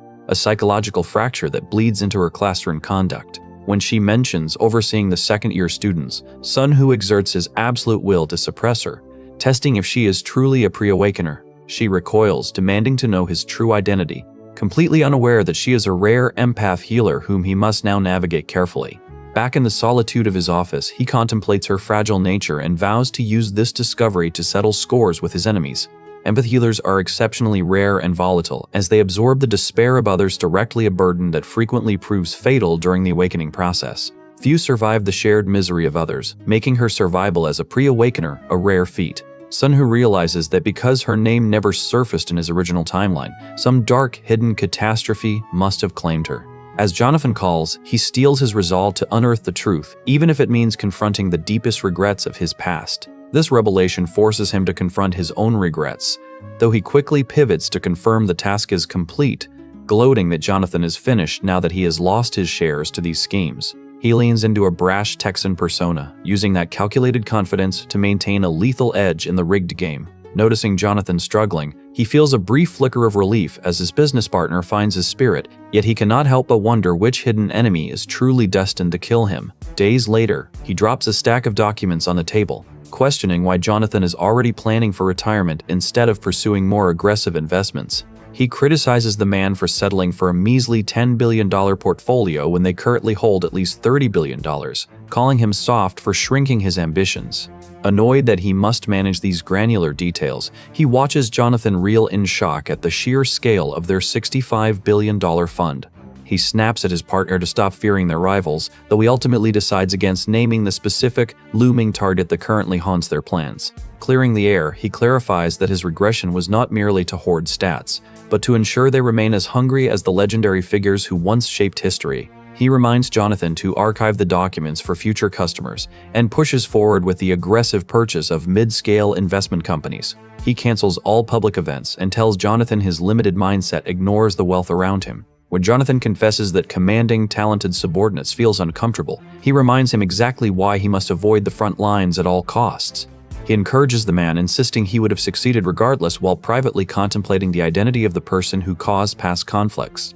After a brief, mocking smile at Jonathan's recent weight gain, he tells him to exercise because a healthy body is vital for maintaining a sharp mind. He urges his partner to stop cowering and show his true skills, knowing the first evil dormant within him will soon be revealed as the business expands. As Jonathan struggles with the emotional toll, he notes that VIPs from Bluestone have finally arrived to stir the pot. Sun-Hoo stares at the high-rise, stunned by the scale of the firm he intends to challenge, and informs Jonathan that he plans to buy out Bluestone, shocking him because the firm is currently in a healthy state. He explains that while the group appears strong, their BCP3 fund serves as a critical weak point, and he gestures toward the capital with a sharp focus, determined to exploit the vulnerability. Realizing that the third product is failing without their key members in Korea, Jonathan watches as Sun-Hoo declares he will shake them from their foundations to tear the entire organization down. Sun-Hoo notes that his partner has secured key allies, though he remains dismissive of their affiliated company, Blue Rock, viewing it as entirely irrelevant to his grand design. Looking toward the horizon, he resolves to claim the title of the shadow bank that controls the global financial world. To maintain his cover, he tells his parents he is attending Bible school during spring break, but he actually travels to the United States to recruit Zillion, Jessica, and the analyst Kim Jung-soo. He meets with John Clark, the inspector in charge at the Zopi Research Group, who introduces him to Ethan, a man currently seeking a beneficiary for a trust. As Ethan explains that a trust protects assets and avoids inheritance taxes, Sun-Hoo realizes that identifying the beneficiary is the most efficient way to track a missing person. He identifies his target as Bobby, a boy between the ages of 12 and 15 living in New York. Though he admits his intelligence regarding the boy's appearance remains limited, the inspector warns that investigating such a broad target will cost a fortune. Yet Sun-Hoo insists they proceed with maximum manpower, confident that his available funds are more than enough to find the boy. He clenches his fist in the silence of the room, knowing this child is destined to become the first evil, the future leader of the 8 evils and 8 virtues. Inside the offices of Jonathan Investment in New York, he examines a photograph of Zillion to prepare for their upcoming encounter. He plans to leave $15 billion in offshore funds for her despite her Morgan Group ties, and tells Jonathan that he will soon see the results of this recruitment effort. Confirming Zillion is the ideal vanguard leader, Sun-Hoo presents Jonathan with a digital file to secure their next move. Jonathan reviews the complex investment theories on the screen, visibly shocked that the depth of the analysis makes it impossible for him to remain indifferent. Overwhelmed by the professional insight, he wonders if Sun-Hoo holds a doctorate. Yet the boy explains he left the preface blank to let Jonathan claim the credit. Stunned by the offer and the weight of the potential achievement, Jonathan decides to accept the recognition, while Sun-Hoo remains the silent architect of their success. He asks who Sun-Hoo really is, then drops his formal tone to propose they become friends, extending his fist in a gesture of genuine camaraderie. Sun-Hoo notes that friendship was a foreign concept to awakeners like them, who previously only shared the spoils of war and system points. Observing how much Jonathan has changed, he decides the man deserves the luxury of a friend and seals their new alliance with a firm fist bump. Meanwhile, he discovers that Yoni has taken an abrupt leave of absence following a public commotion at school during spring break. Her mother's protest at the school, which questioned the teacher's qualifications, forces Sun-Hoo to postpone his plan to confirm her status as an awakener. He reflects on the cost of this delay, knowing he must now enter the dungeon to improve his skills before the testing site challenge begins. He arrives at Hope Mental Hospital, navigating the dark, secured grounds to continue his mission as the bug in this rigged system. He steps into the heavily fortified building, a facility Choi constructed to serve as a front for the secret dungeon entrance. He enters the room and explains that hunters have awakened special abilities before facing the portal. He approaches the supernatural rift, and as the system prompts him to open the dungeon, a flicker of anxiety gnaws at him regarding the lack of an escape seal for this F-class trial. Though entering such a space alone is a death sentence, he proceeds because it remains his only path to growth, firmly selecting the system's confirmation prompt. He stands before the portal at the top of the stairs and steps in, sweeping the dark area with his light. The electronic gear dies the moment he enters, forcing him to discard his useless tech and rely instead on his Nam Daemon-crafted swords and the meager supplies packed in his bag. With no other options, he channels his internal power, his eyes igniting with intense light as he draws upon his strength to navigate the icy, blue-tinted void. Back in a dimly lit office, a blonde man catches a new email from Sunhoo and offers a small smile, wondering what fresh scheme the boy has concocted to multiply their wealth.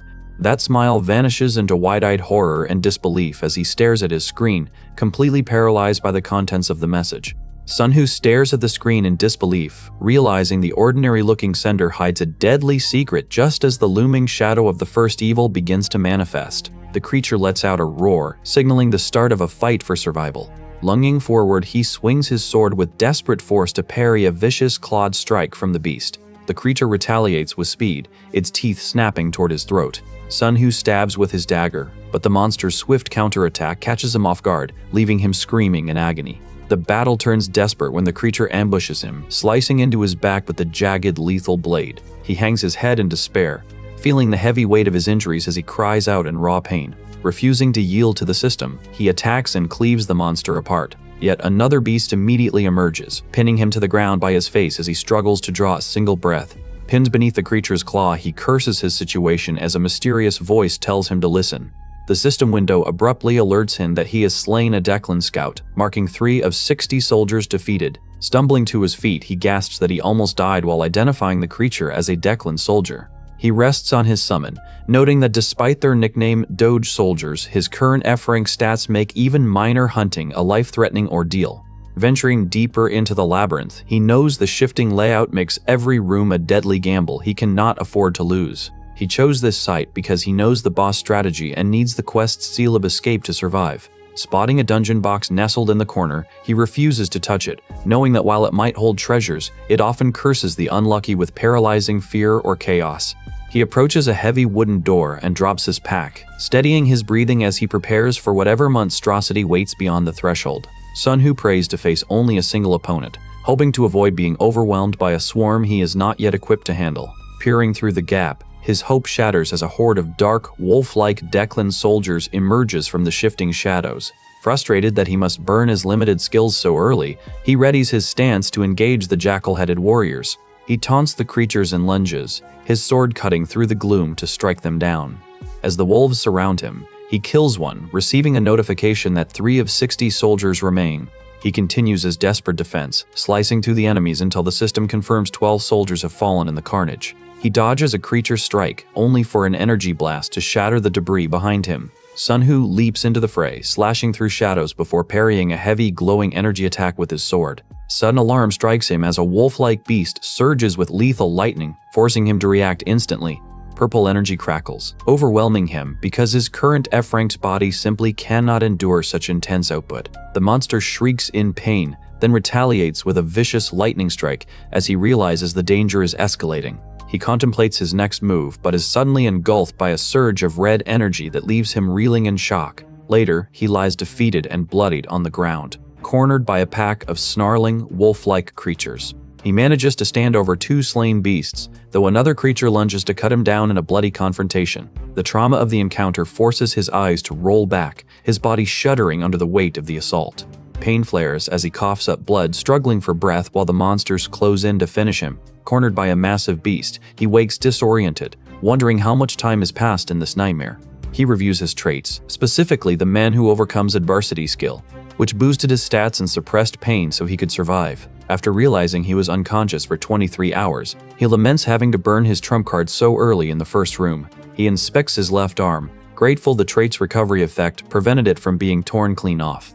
He calculates that each dog is 2 points, remembering the generous rewards of the tutorial. To secure the seal of escape, he needs only 4 more kills, so he turns away from the corpses and moves toward the exit.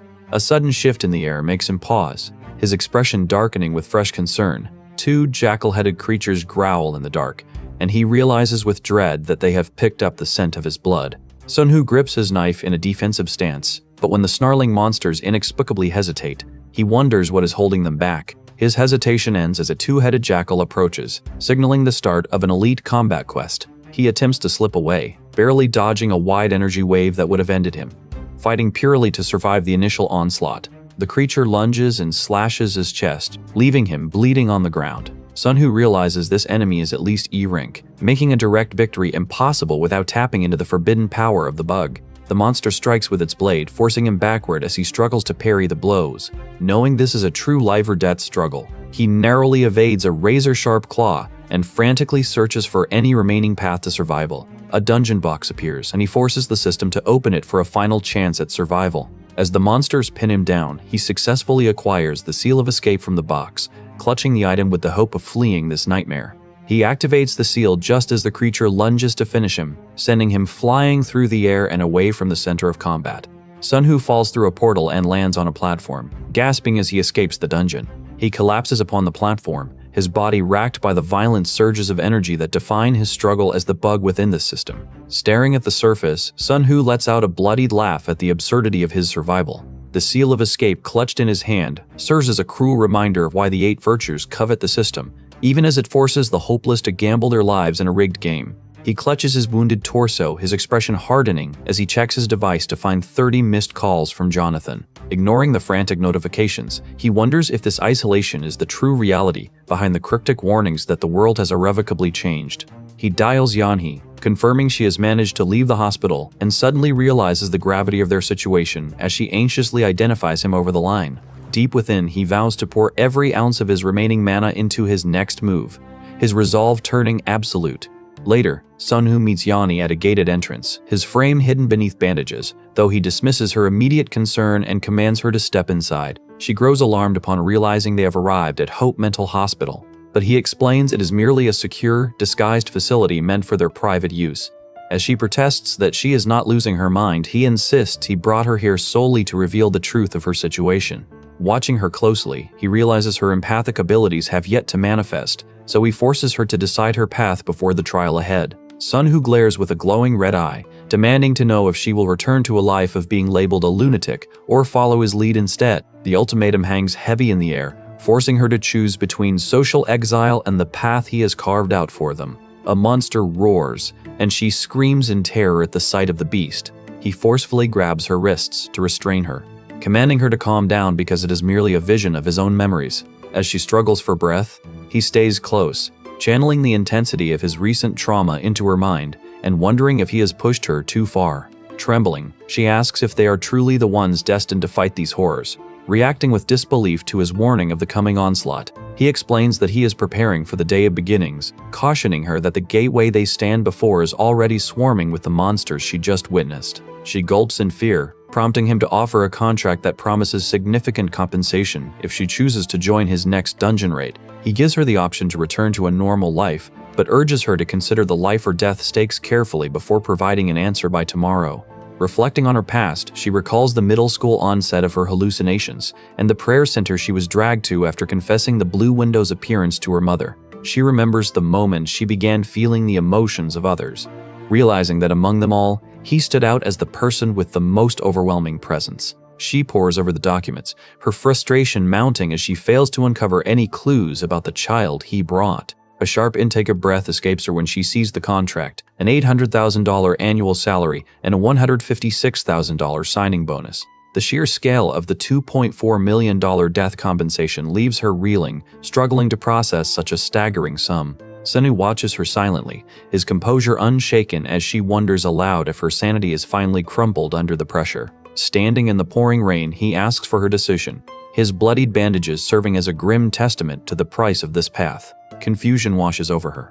But after a long, heavy silence, she finally whispers that she understands. She acknowledges his true nature, welcoming him into her world as the pre-awakener he really is. As she speeds through the streets, she questions if this is all born of pity, but he offers a firm, immediate denial.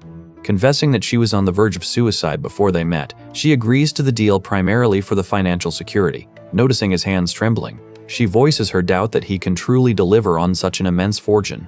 He offers a cryptic smile, his mind already calculating the rare materials required to forge the ultimate weapon.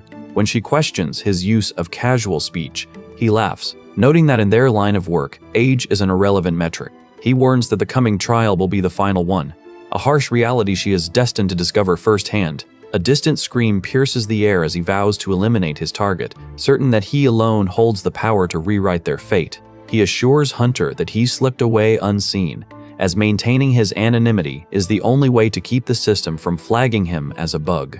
Hunter struggles with visible distress, questioning the boy's identity and his connection to the legendary Jonathan Hunter. Sun-Hoo coordinates with his business partner, Jonathan Hunter, who is the man charged with executing their contract. He reminds his companion that his survival is merely a calculated mercy, leaving the man stunned by the sheer scale of the investment figures discussed.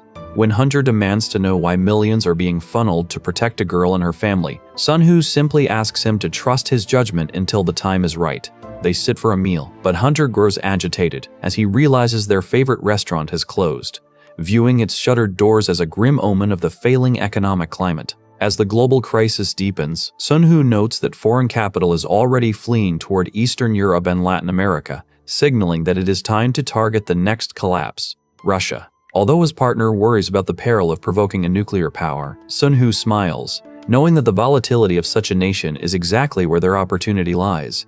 He challenges Hunter to compete on Russian returns, promising to provide a partner as skilled as Zillion to ensure their victory against the system. To secure this victory, he directs the team to recruit the analyst Kim Seung-soo, known as Brian, ignoring his current shabby appearance to leverage his expertise. Sun-Hoo plans to observe, but his associate insists they raise the stakes before the Russian bond sale, so Sun-Hoo orders them to burn the market. With $1 billion at stake, he prepares for the Russian collapse, realizing on the flight that the cycle is repeating as he senses the knights of the financial empire on the move. He gathers Jonathan and Brian for dungeon raids, then forces Yeon-hee to train, demanding she learn to wield a blade. She clutches the knife, but Sun-Hoo promises to kill her if she fails, leading her to plead that his methods are inhumane. He reminds her that their contract makes all dungeon commands absolute, asking if she has already forgotten her role. Suspecting that her healing skill functions by transferring damage to herself, he forces her to practice stabbing and being stabbed to ensure she never hesitates in the field. Sun-Hoo screams for her to strike, and as the blade pierces him, the resulting trauma triggers the activation of his man who overcomes adversity trait. Yeon-hee uses her touch of Mary to mend his wounds, but while the healing strengthens his trait, the transfer inflicts agonizing pain upon her fragile frame. Watching her collapse and tremble on the floor, he wonders if the intensity of the shared pain will eventually shatter her spirit. He stares down at her, questioning whether she can truly master the ability to use her skill without hesitation when they finally face the dungeon's horrors. She collapses into a sobbing heap, but Sun-Hoo ignores her distress, his mind already fixated on his own agenda. 12 hours of unconsciousness have slipped away, leaving him a razor-thin margin to execute his next scheme. Yeon-hee notes his unnaturally swift recovery, though she warns that the lingering numbness from the painkillers might be masking the true extent of his physical trauma. She prepares to depart, reminding him that dungeon-related commands are absolute, and he must prioritize his own recovery above all else. Sun-Hoo arrives at Janil Investment shortly after, his arrival marked by a singular intent. He is here to confront his father, Director Ne. He moves through the office, calculating the leverage needed to trigger the economic collapse. The director greets him with a warm, unsuspecting smile, proudly introducing his son to a visiting business associate. This associate, clearly taken aback by Sun-Hoo's composed and icy demeanor, stares in disbelief upon learning the boy is merely a high school student. A colleague offers a mocking toast to the director's lifestyle, sliding a stack of cash across the table as a hollow gesture of respect. Pulling him into a corner, the director leans in to share a clandestine secret, revealing he has secured 2 back-to-back promotions and begins a new role tomorrow. He explains that he has successfully landed a position at the Korea Exchange Bank, a strategic assignment he fought for to navigate the volatility of the ongoing crisis. The director warns his son that because it is now a foreign-owned firm, he must redouble his studies in economics to grasp the nation's precarious position. Sun-Hoo nods, realizing with a jolt that the moment has finally arrived for him to receive the talisman that serves as the key to his next maneuver.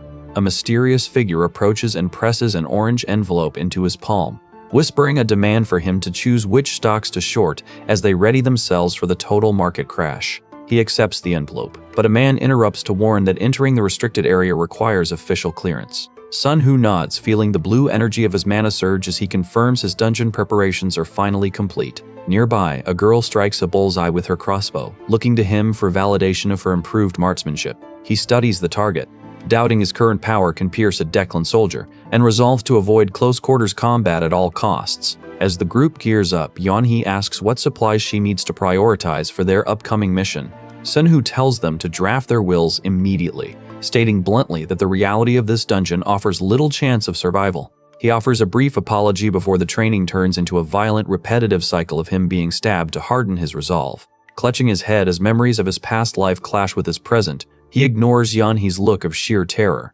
She stares at the blood, finally grasping that her imagination was far too small to conceive of monsters that exist solely to kill. When a shadowy figure fells a beast, he absorbs the essence, gaining the high-speed regeneration trait as his humanity begins to blur with the monsters. He watches the monsters over the kill, recalling how the Academy values nothing but raw combat ability. Blood spatters the ground around a shocked Yoni as she watches the carnage unfold in the wake of his relentless assault. She notes how much he has changed while he offers a grim smile, satisfied that he has kept his focus amidst the slaughter. He claims the item, noting that Yanhee displays a surprising resilient strength of will. Having her as an empathic healer increases his combat efficiency, allowing him to manage wounds that would otherwise require painkillers. Sun Hu reflects on his past caution, having always avoided dangerous empaths who could strike from any form. Suddenly, she casts Cure Fear, startling him as he realizes someone has been observing them. He praises her sensitivity, though he warns her not to hesitate to act if she senses danger as they prepare to enter the next room. They open the door together and Sun Hu decides he must kill the threat waiting for them. As they emerge from the tunnel, a shadowy entity looms over him, sternly commanding him to remember their strategy for facing two-headed monsters. A two-headed creature lunges with lethal speed, striking him with a bayonet and leaving him wounded. He dodges the beast but sustains a severe injury during the assault. Yanhee watches in terror, but Sun Hu collapses, coughing blood and ordering her not to use healing skills or her crossbow, refusing to let her agitate the creature. He insists she hold back because he still has a last resort to survive the attack. She freezes at the system's ultimatum as the creature looms over them. Sun Hu lunges forward, his voice a cold promise of death as he throws himself at the horned beast. Yanhee shrieks for him to survive, her voice lost in the chaotic roar of the dungeon. Gritting his teeth against the searing fire in his chest and his failing vitality, he focuses entirely on his target. He realizes the healing skill is unusable here, leaving him no choice but to transcend his limits just to breathe. A chime echoes through the air as the system marks the combat quest complete, startling the girl into a gasp. He acknowledges the notification, but the interface immediately demands he choose his next opponent.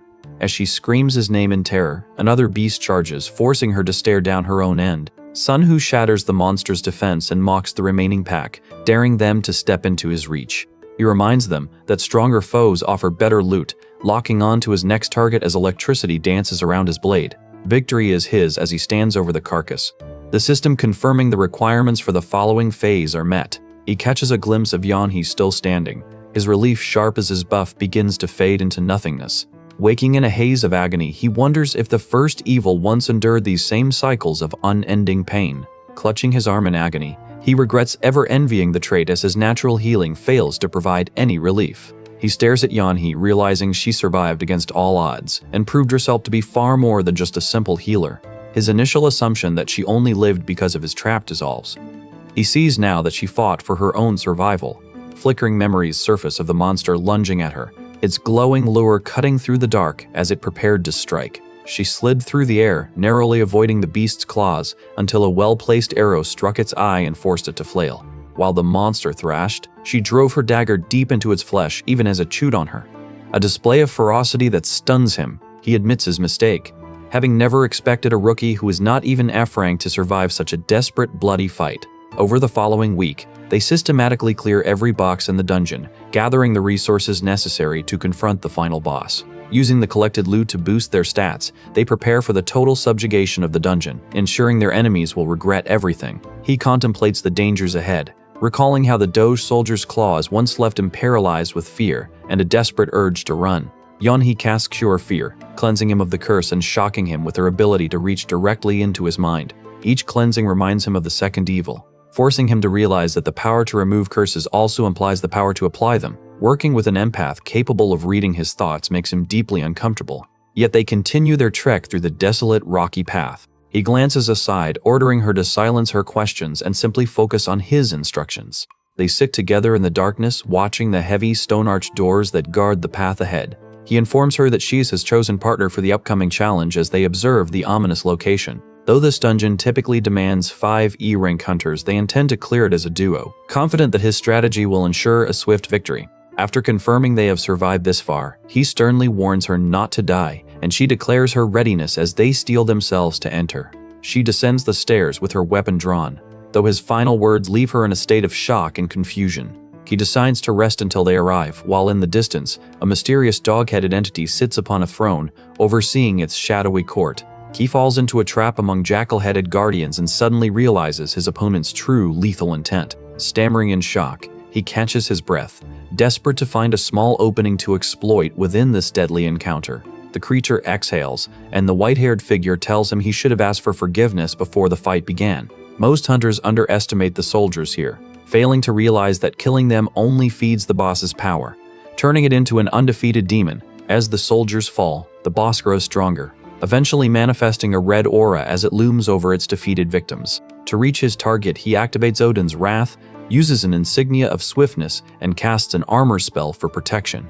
Knowing that limiting the deaths of the soldiers is the key to victory, he roars and unleashes a lightning-infused kick to shatter their ranks. Above the fray, a figure in white robes drifts past on a mechanical, rocket-propelled throne. Sun Hu descends upon the pack, his body wreathed in crackling blue lightning. He strikes at the jackal-headed guardians, determined to reach the energy source behind them. Frustration hits him as he realizes his reach falls short, leaving him vulnerable to the lunging creatures. He trades blows with the monsters, but his F-rank armor struggles against their teeth. Though the armor skill is insufficient, Sun Hu accepts the cost to keep pushing forward. Yanhee casts a healing skill from hiding, her stealth keeping her safe from the monsters hungry for his blood. She watches in terror as he moves through the lethal wall of blades with his bare hands. He forces himself forward, desperate to trigger his ultimate skill so he can use his only insignia of escape to save her.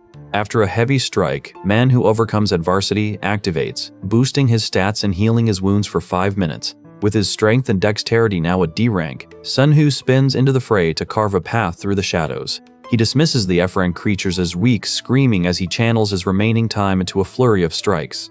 The countdown ticks towards 0, and the monsters sense the shift in the tide as he gathers his remaining energy. He narrowly dodges a counterattack, landing a final, forceful punch as the skill duration nears its end. As the energy blast erupts, Sun Hu lunges at the final creature to end the fight. With his temporary power surge fading, Sun Hu lunges to shatter the floor beneath his feet, desperate to close the distance before the window of opportunity expires.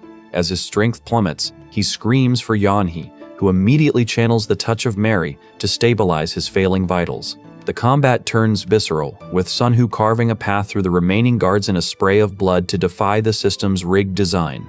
Wolf-headed sentinels flank the throne, yet they are no match for him as he cuts through the final defenders within the ruined temple. Eyes burning with a red, unnatural intensity, he strikes the boss down, silencing its piercing shrieks for good. Silence descends upon the chamber, only to be broken when Sun Hu finds Yanhee collapse in a pool of her own blood, her life hanging by a thread. He frantically urges her to wake, triggering the system to declare the quest complete and prompt the final negotiation for their rewards. Though he identifies himself as the sole survivor, he realizes his own artery has been severed and Yanhee is rapidly losing too much blood. Gritting his teeth, he begins to weep while cradling her, his mind flooded with the memory of the intense battle. The system confirms the mission success, bestowing upon him the Challenger box as a reward for his unprecedented feat of slaying the boss. Exhausted and covered in deep scars, he barely retains his memories of the final raid moments as he stumbles out of the dungeon. Yanhee regains consciousness later in the hospital, having narrowly survived thanks to the reviver trait earned as a secondary reward.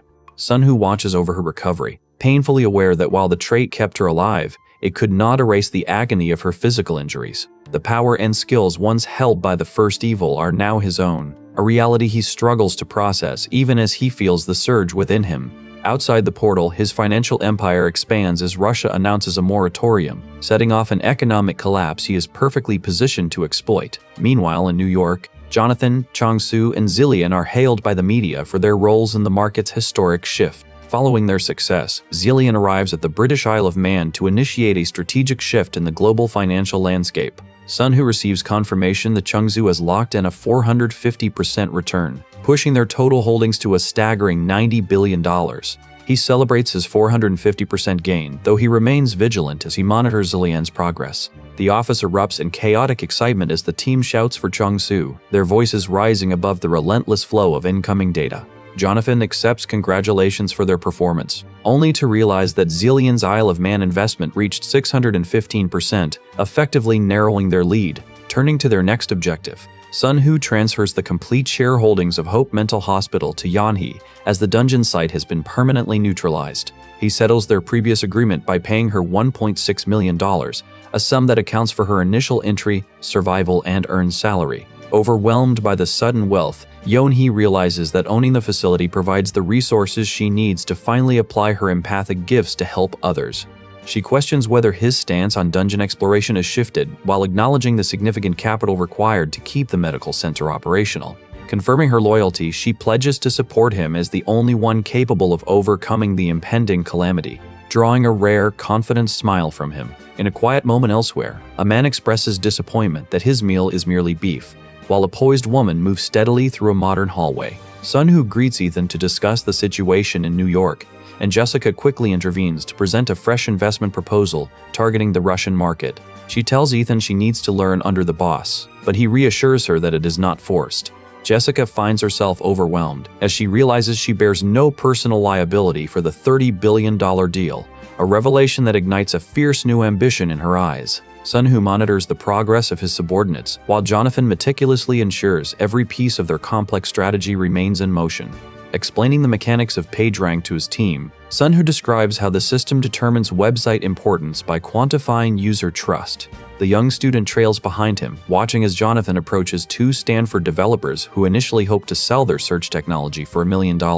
Sun Hu knows this innovation is the key to their long-term dominance, and he is determined to secure the asset before an IPO drives the price beyond reach. Jonathan validates their $1 million valuation, but pivots immediately, presenting a check that signals his intent to take control of the project. Stunned by the sudden jump to a $10 million offer, the student asks for a moment to confer with his partner. Jonathan grants them a 10-minute window before his flight to Washington, leaving the pair to grapple with the pressure of the ticking clock.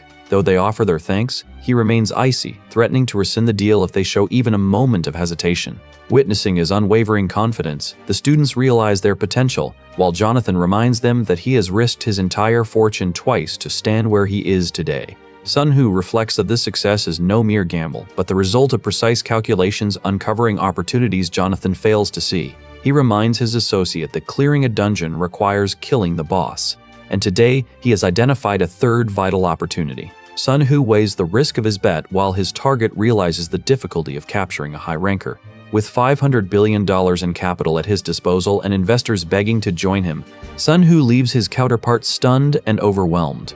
He insists on starting from the beginning, noting that while most hide their desires, he openly displays his intent while holding a check from Jonathan. Sun Hu asks if the man truly believed he would not predict a change of heart, forcing the developer to question his own path beyond merely selling technology.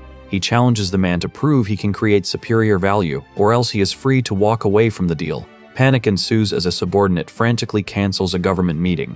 While Jonathan watches in terror at the unfolding pressure, the man realizes he's being threatened, but Sun Hu declares he will give his all, leaving behind checks as a promise that this is not the end. As the realization of future leadership dawns, the woman warns the man he will have no choice but to return to Sun Hu. The man asks in disbelief why Sun Hu goes to such extreme lengths, forcing the protagonist to reflect on his fundamental approach. Deciding to return to the basics, Sun Hu hands over another check from Jonathan while contemplating the necessity of his current path.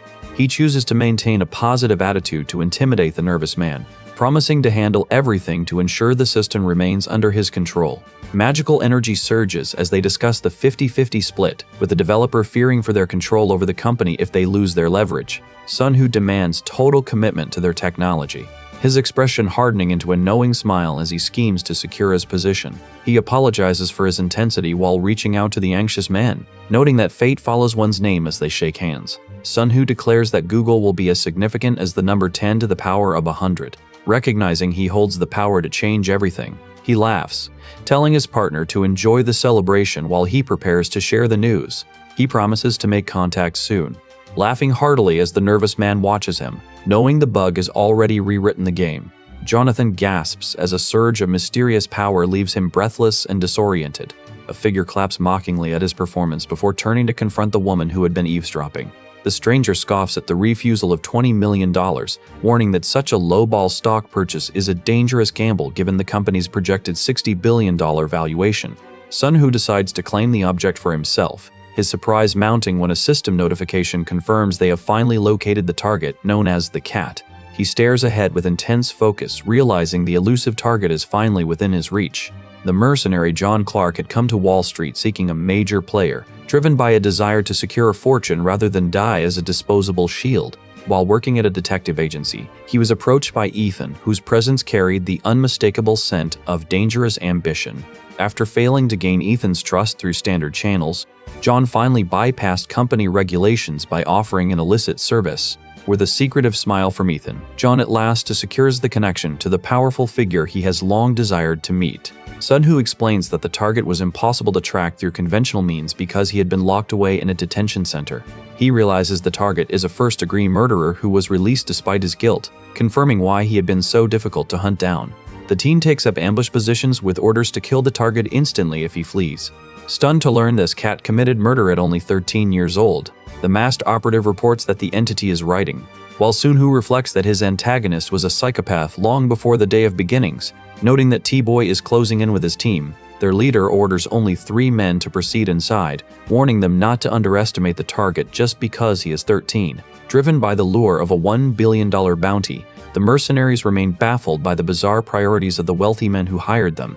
After the boy shifts position, the intruders track him to the bathroom by the sound of running water. Armed operatives rush the stairs, but Sun Hu coldly declares his intent to kill them as they breach the hallway. 2 men prepare to kick in the door, surprised to find the target still awake and wondering if they have been spotted. Caught off guard as the door creaks open, the intruders freeze when a blonde figure spies on the room. Sun Hu strikes instantly and the masked men cry out in pain as they are confronted in the doorway. The mercenaries groan, stunned by the energy manifesting before them. A gunman fires rapidly, but Sun Hu dodges while a mysterious creature falls past them. The squad leader shouts for his men to stay focused and open fire on the anomaly. Shielding himself from the barrage, Sun Hu struggles toward the infirmary and unleashes an explosive blast to counter. Confused by the insignia of pain absorption, the attackers realize their target must be at least Seacrank as he blocks their bullets. An explosion rocks the room, and the masked intruder uses purple magical energy to strike back. Terrified, a soldier questions if he is fighting a monster just as Sun Hu activates his Davies sword skill. The combatant barely dodges a crescent-shaped energy strike, but his partner is cut down by the purple blast. Sun Hu launches an energy-infused kick, activating Odin's wrath to shatter the terrain with a surge of lightning. Masked figures engage in a fierce combat sequence with electric-charged knives, the system identifying their weapon as they close the distance. One attacker inspects the site before a blonde character is blasted backward through a wall by a violent concussive impact. Sun Hu deploys the Needle of Restraint on Bobby, immediately charging his own blade with crackling electric power to counter the looming threat. He unleashes a powerful electrical strike, but the target's internal restraint system shatters instantly, failing to contain his surging power. The opponent swings a red weapon with blur-inducing speed, forcing the blonde character to brace for the incoming lethal strike. Sun Hu reflects on their shared perspective while the masked attacker lunges forward, dragging them into an immediate, desperate struggle. An energy blast erupts, causing the assailant to react with shock and pain. Sun Hu keeps his gaze fixed on the high-speed motion, realizing his concentrated impact has finally pierced the enemy's defense. The attacker gasps as his guard crumbles, providing the opening Sun Hu needs to deliver a forceful, decisive downward kick. 2 masked men are caught off guard by the sudden turn, and one lets out a sharp scream as the momentum shifts against them. The masked individual clenches his hand in frustration, while a distressed character nearby pleads to take full responsibility for everything. Sun Hu stares with a menacing gaze, his victory securing him the title of Man Who Overcomes Adversity. Clutching energy, the wounded blonde man glares back, his lip cut but his hostility remaining. A man invites Sun Hu inside to talk, though he remains fixated on his own grim intent. Sun Hu threatens to finish his opponent, his eyes glowing red as he prepares to dismantle the rigged system. The Man Who Overcomes Adversity title pulses as the wounded, bloody opponent continues to glare with lethal intent. The fight leaves the blonde character severely injured, blood streaming from his nose as the tension escalates to a breaking point. The masked attacker reels, finally understanding the true stakes of the fight. Sun Hu lashes out with a counter-strike, forcing his masked opponent to recoil in agony as he fights to dismantle the threat, knowing the struggle is just another rigged game. Though the assailant struggles to speak, Sun Hu cuts through the tension, declaring that he will explain everything, beginning with the true reason behind the man's forced summoning. A sudden gunshot rings out, throwing the remaining intruders into chaos, and Sun Hu descends into the darkness, his eyes widening as he processes the gravity of the unfolding situation. He triggers the insignia of teleportation to vanish, leaving his pursuers to scramble as they realize he is within a 20-meter radius and split up to scour the rooftop, the underground, and the streets. Sun Hu lunges to catch his attacker off balance, maneuvering through the mana-filled chaos. He feels a momentary strain in his muscles, but the Man Who Overcomes Adversity trait ignites, allowing him to shatter his physical limits because he must survive this encounter to continue his climb. Gritting his teeth, Sun Hu hardens his resolve into a singular cold threat, vowing to strip his enemy of every penny as the system's bug, destined to eventually defeat the third virtue. He walks past the mercenaries, noting their unease as they realize the lethality of his force. Telling them he will return tomorrow, he ensures their silence regarding the brutality they witnessed, knowing that discretion is the only way to safeguard his current operations.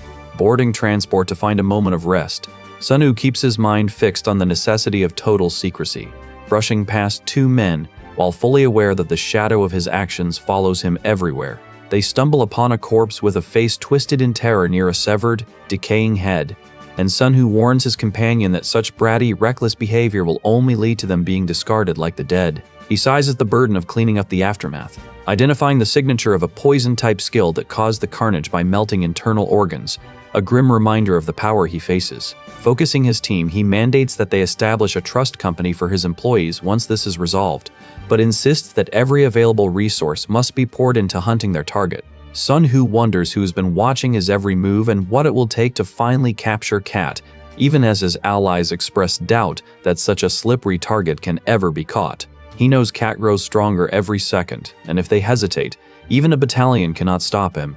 Catching the target known as Cat remains possible, but only because he has not yet reached his full potential.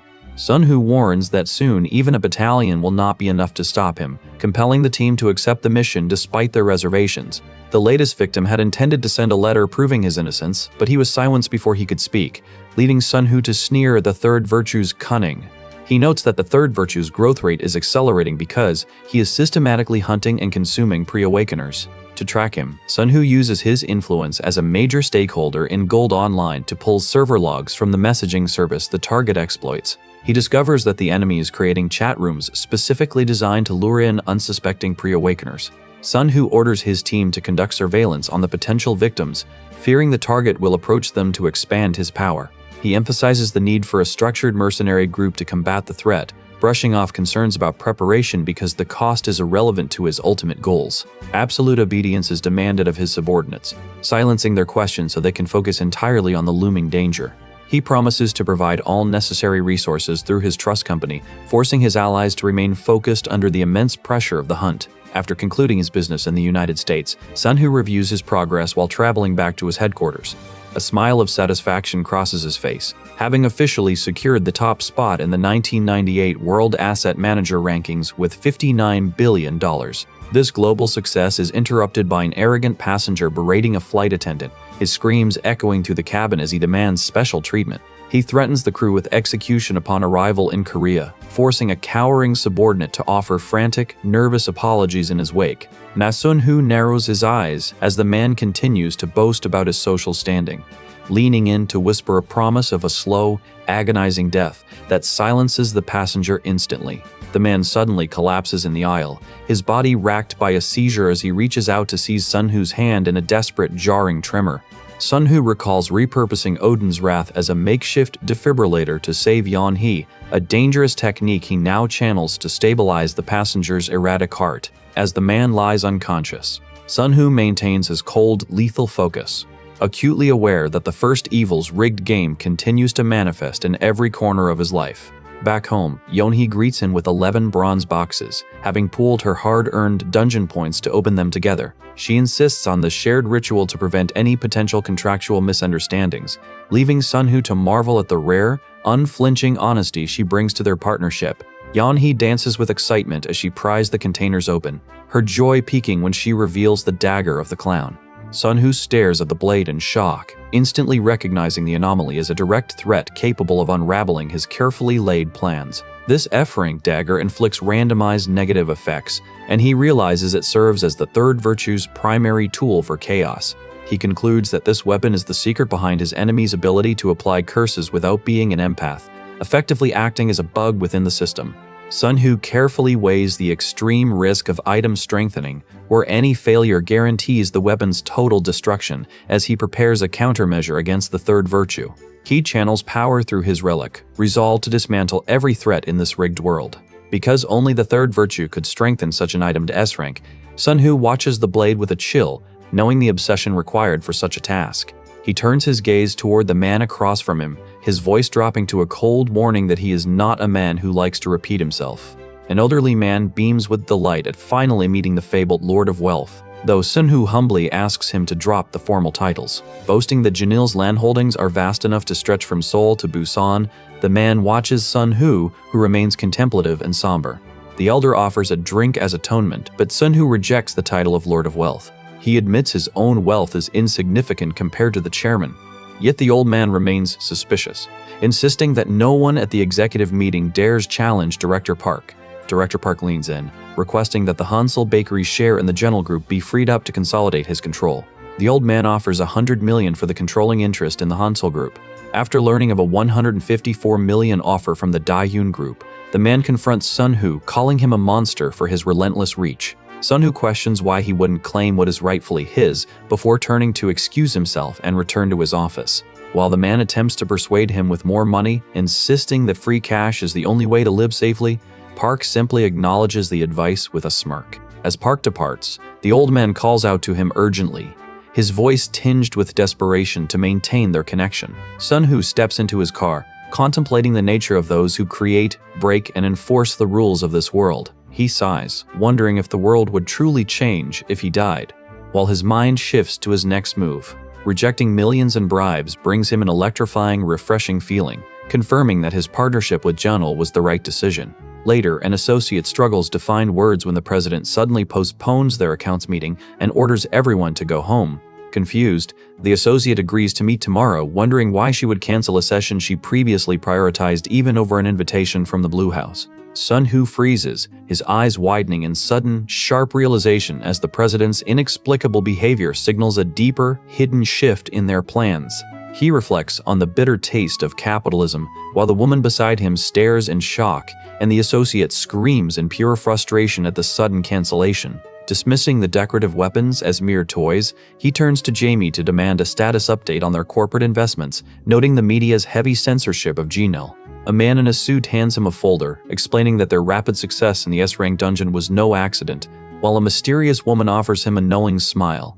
The man firmly orders any intruders to leave, providing Sunhoo the space he needs to secure controlling interests in major financial groups. This control, already established in Daehyun and Hansel, serves as the primary mechanism for his planned company takeovers. As Janil effectively becomes the Republic's true power, the woman smiles, satisfied that their investors will finally grasp the true extent of their influence. Cyber Korea 21 launches ahead of schedule, and the Bank of Korea finally repays its IMF debt, marking an early end to the international intervention. Watching the news alone, he decides it is finally time to tell his parents the truth to end their worrying, realizing he cannot delay his graduation any longer. He reviews companies with growth potential, knowing the coming KOS DAX storm will make history. Finally, he opens his email to find an offer from Jonathan Investment Finance Group, stunned that they are attempting to recruit him as an analyst despite his age.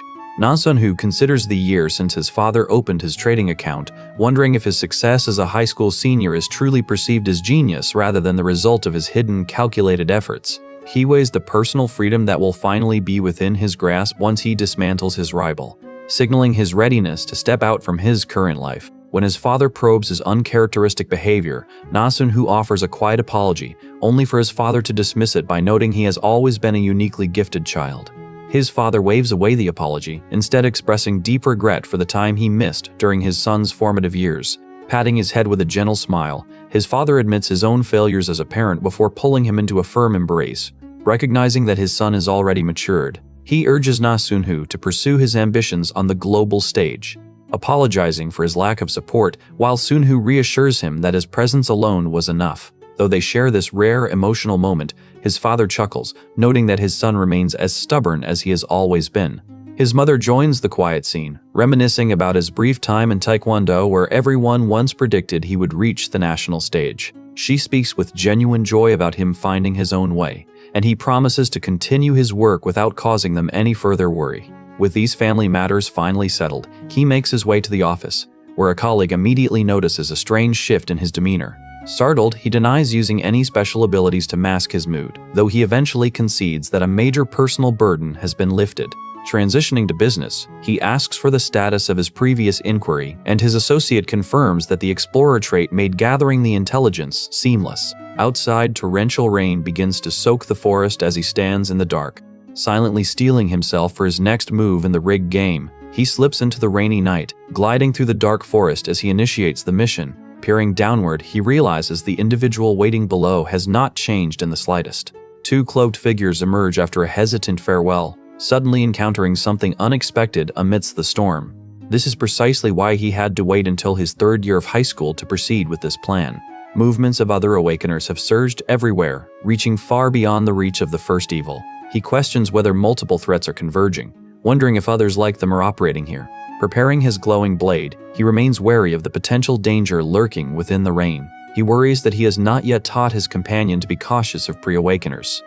Though he notes she is quick to learn, reaching out to her, he observes that her choice to forego a raincoat to keep her senses sharp is a smart survival tactic. Her face reveals fear as they notice movement in the grass, prompting him to gesture for her to remain alert. Noting that the dungeon is sealed again, he confirms that anyone who entered has already perished inside. He confirms their deaths, and she expresses her disappointment at the grim news. Contemplating if this relates to the gate phenomenon, he commends her for doing well. She looks back in surprise when he taps her shoulder, and he tells her that constant vigilance is the only way to ensure she survives. She nods, their shared insignia of escape providing scant comfort against the unknown monster stalking the darkness, so he keeps her close as she officially joins the party. They press deeper into the cold, desolate environment, their footsteps echoing through the void as they begin their mission. Sun-hoo stares ahead with intense focus, vowing to make his enemies regret their actions while questioning if the threat looming before them is truly just another system bug. He brushes off her visible fear, commanding Yeonhee to suppress her curiosity and keep her senses locked solely on the task at hand. As she trembles, he explains the bloody history of the cursed blade he carries, detailing the massacre at the Imperial Palace that forged its dark reputation. The ground shakes and rocks fall from the ceiling, signaling something is awakening nearby. A dark, swirling rift tears open in the cavern wall, revealing the source of the impending danger as the air grows thick with malice. He catches Yeonhee midair as a strike cuts through their position, forcing them to defend. A skeletal creature with glowing red eyes steps forward, preparing to strike with its magic sigil. Sun-hoo warns her that this is only a juvenile graph, yet its sheer size leaves her stunned. He steels himself, realizing he holds the power to finally change this rigged game. He notes the explosive, global increase in the number of awakened, leaving her terrified by the realization that far more horrifying monsters await them in the dark. He studies the shifting landscape, confirming that some monsters mimic human forms perfectly, as that disguise serves as the bug's most lethal method to infiltrate and dismantle the system.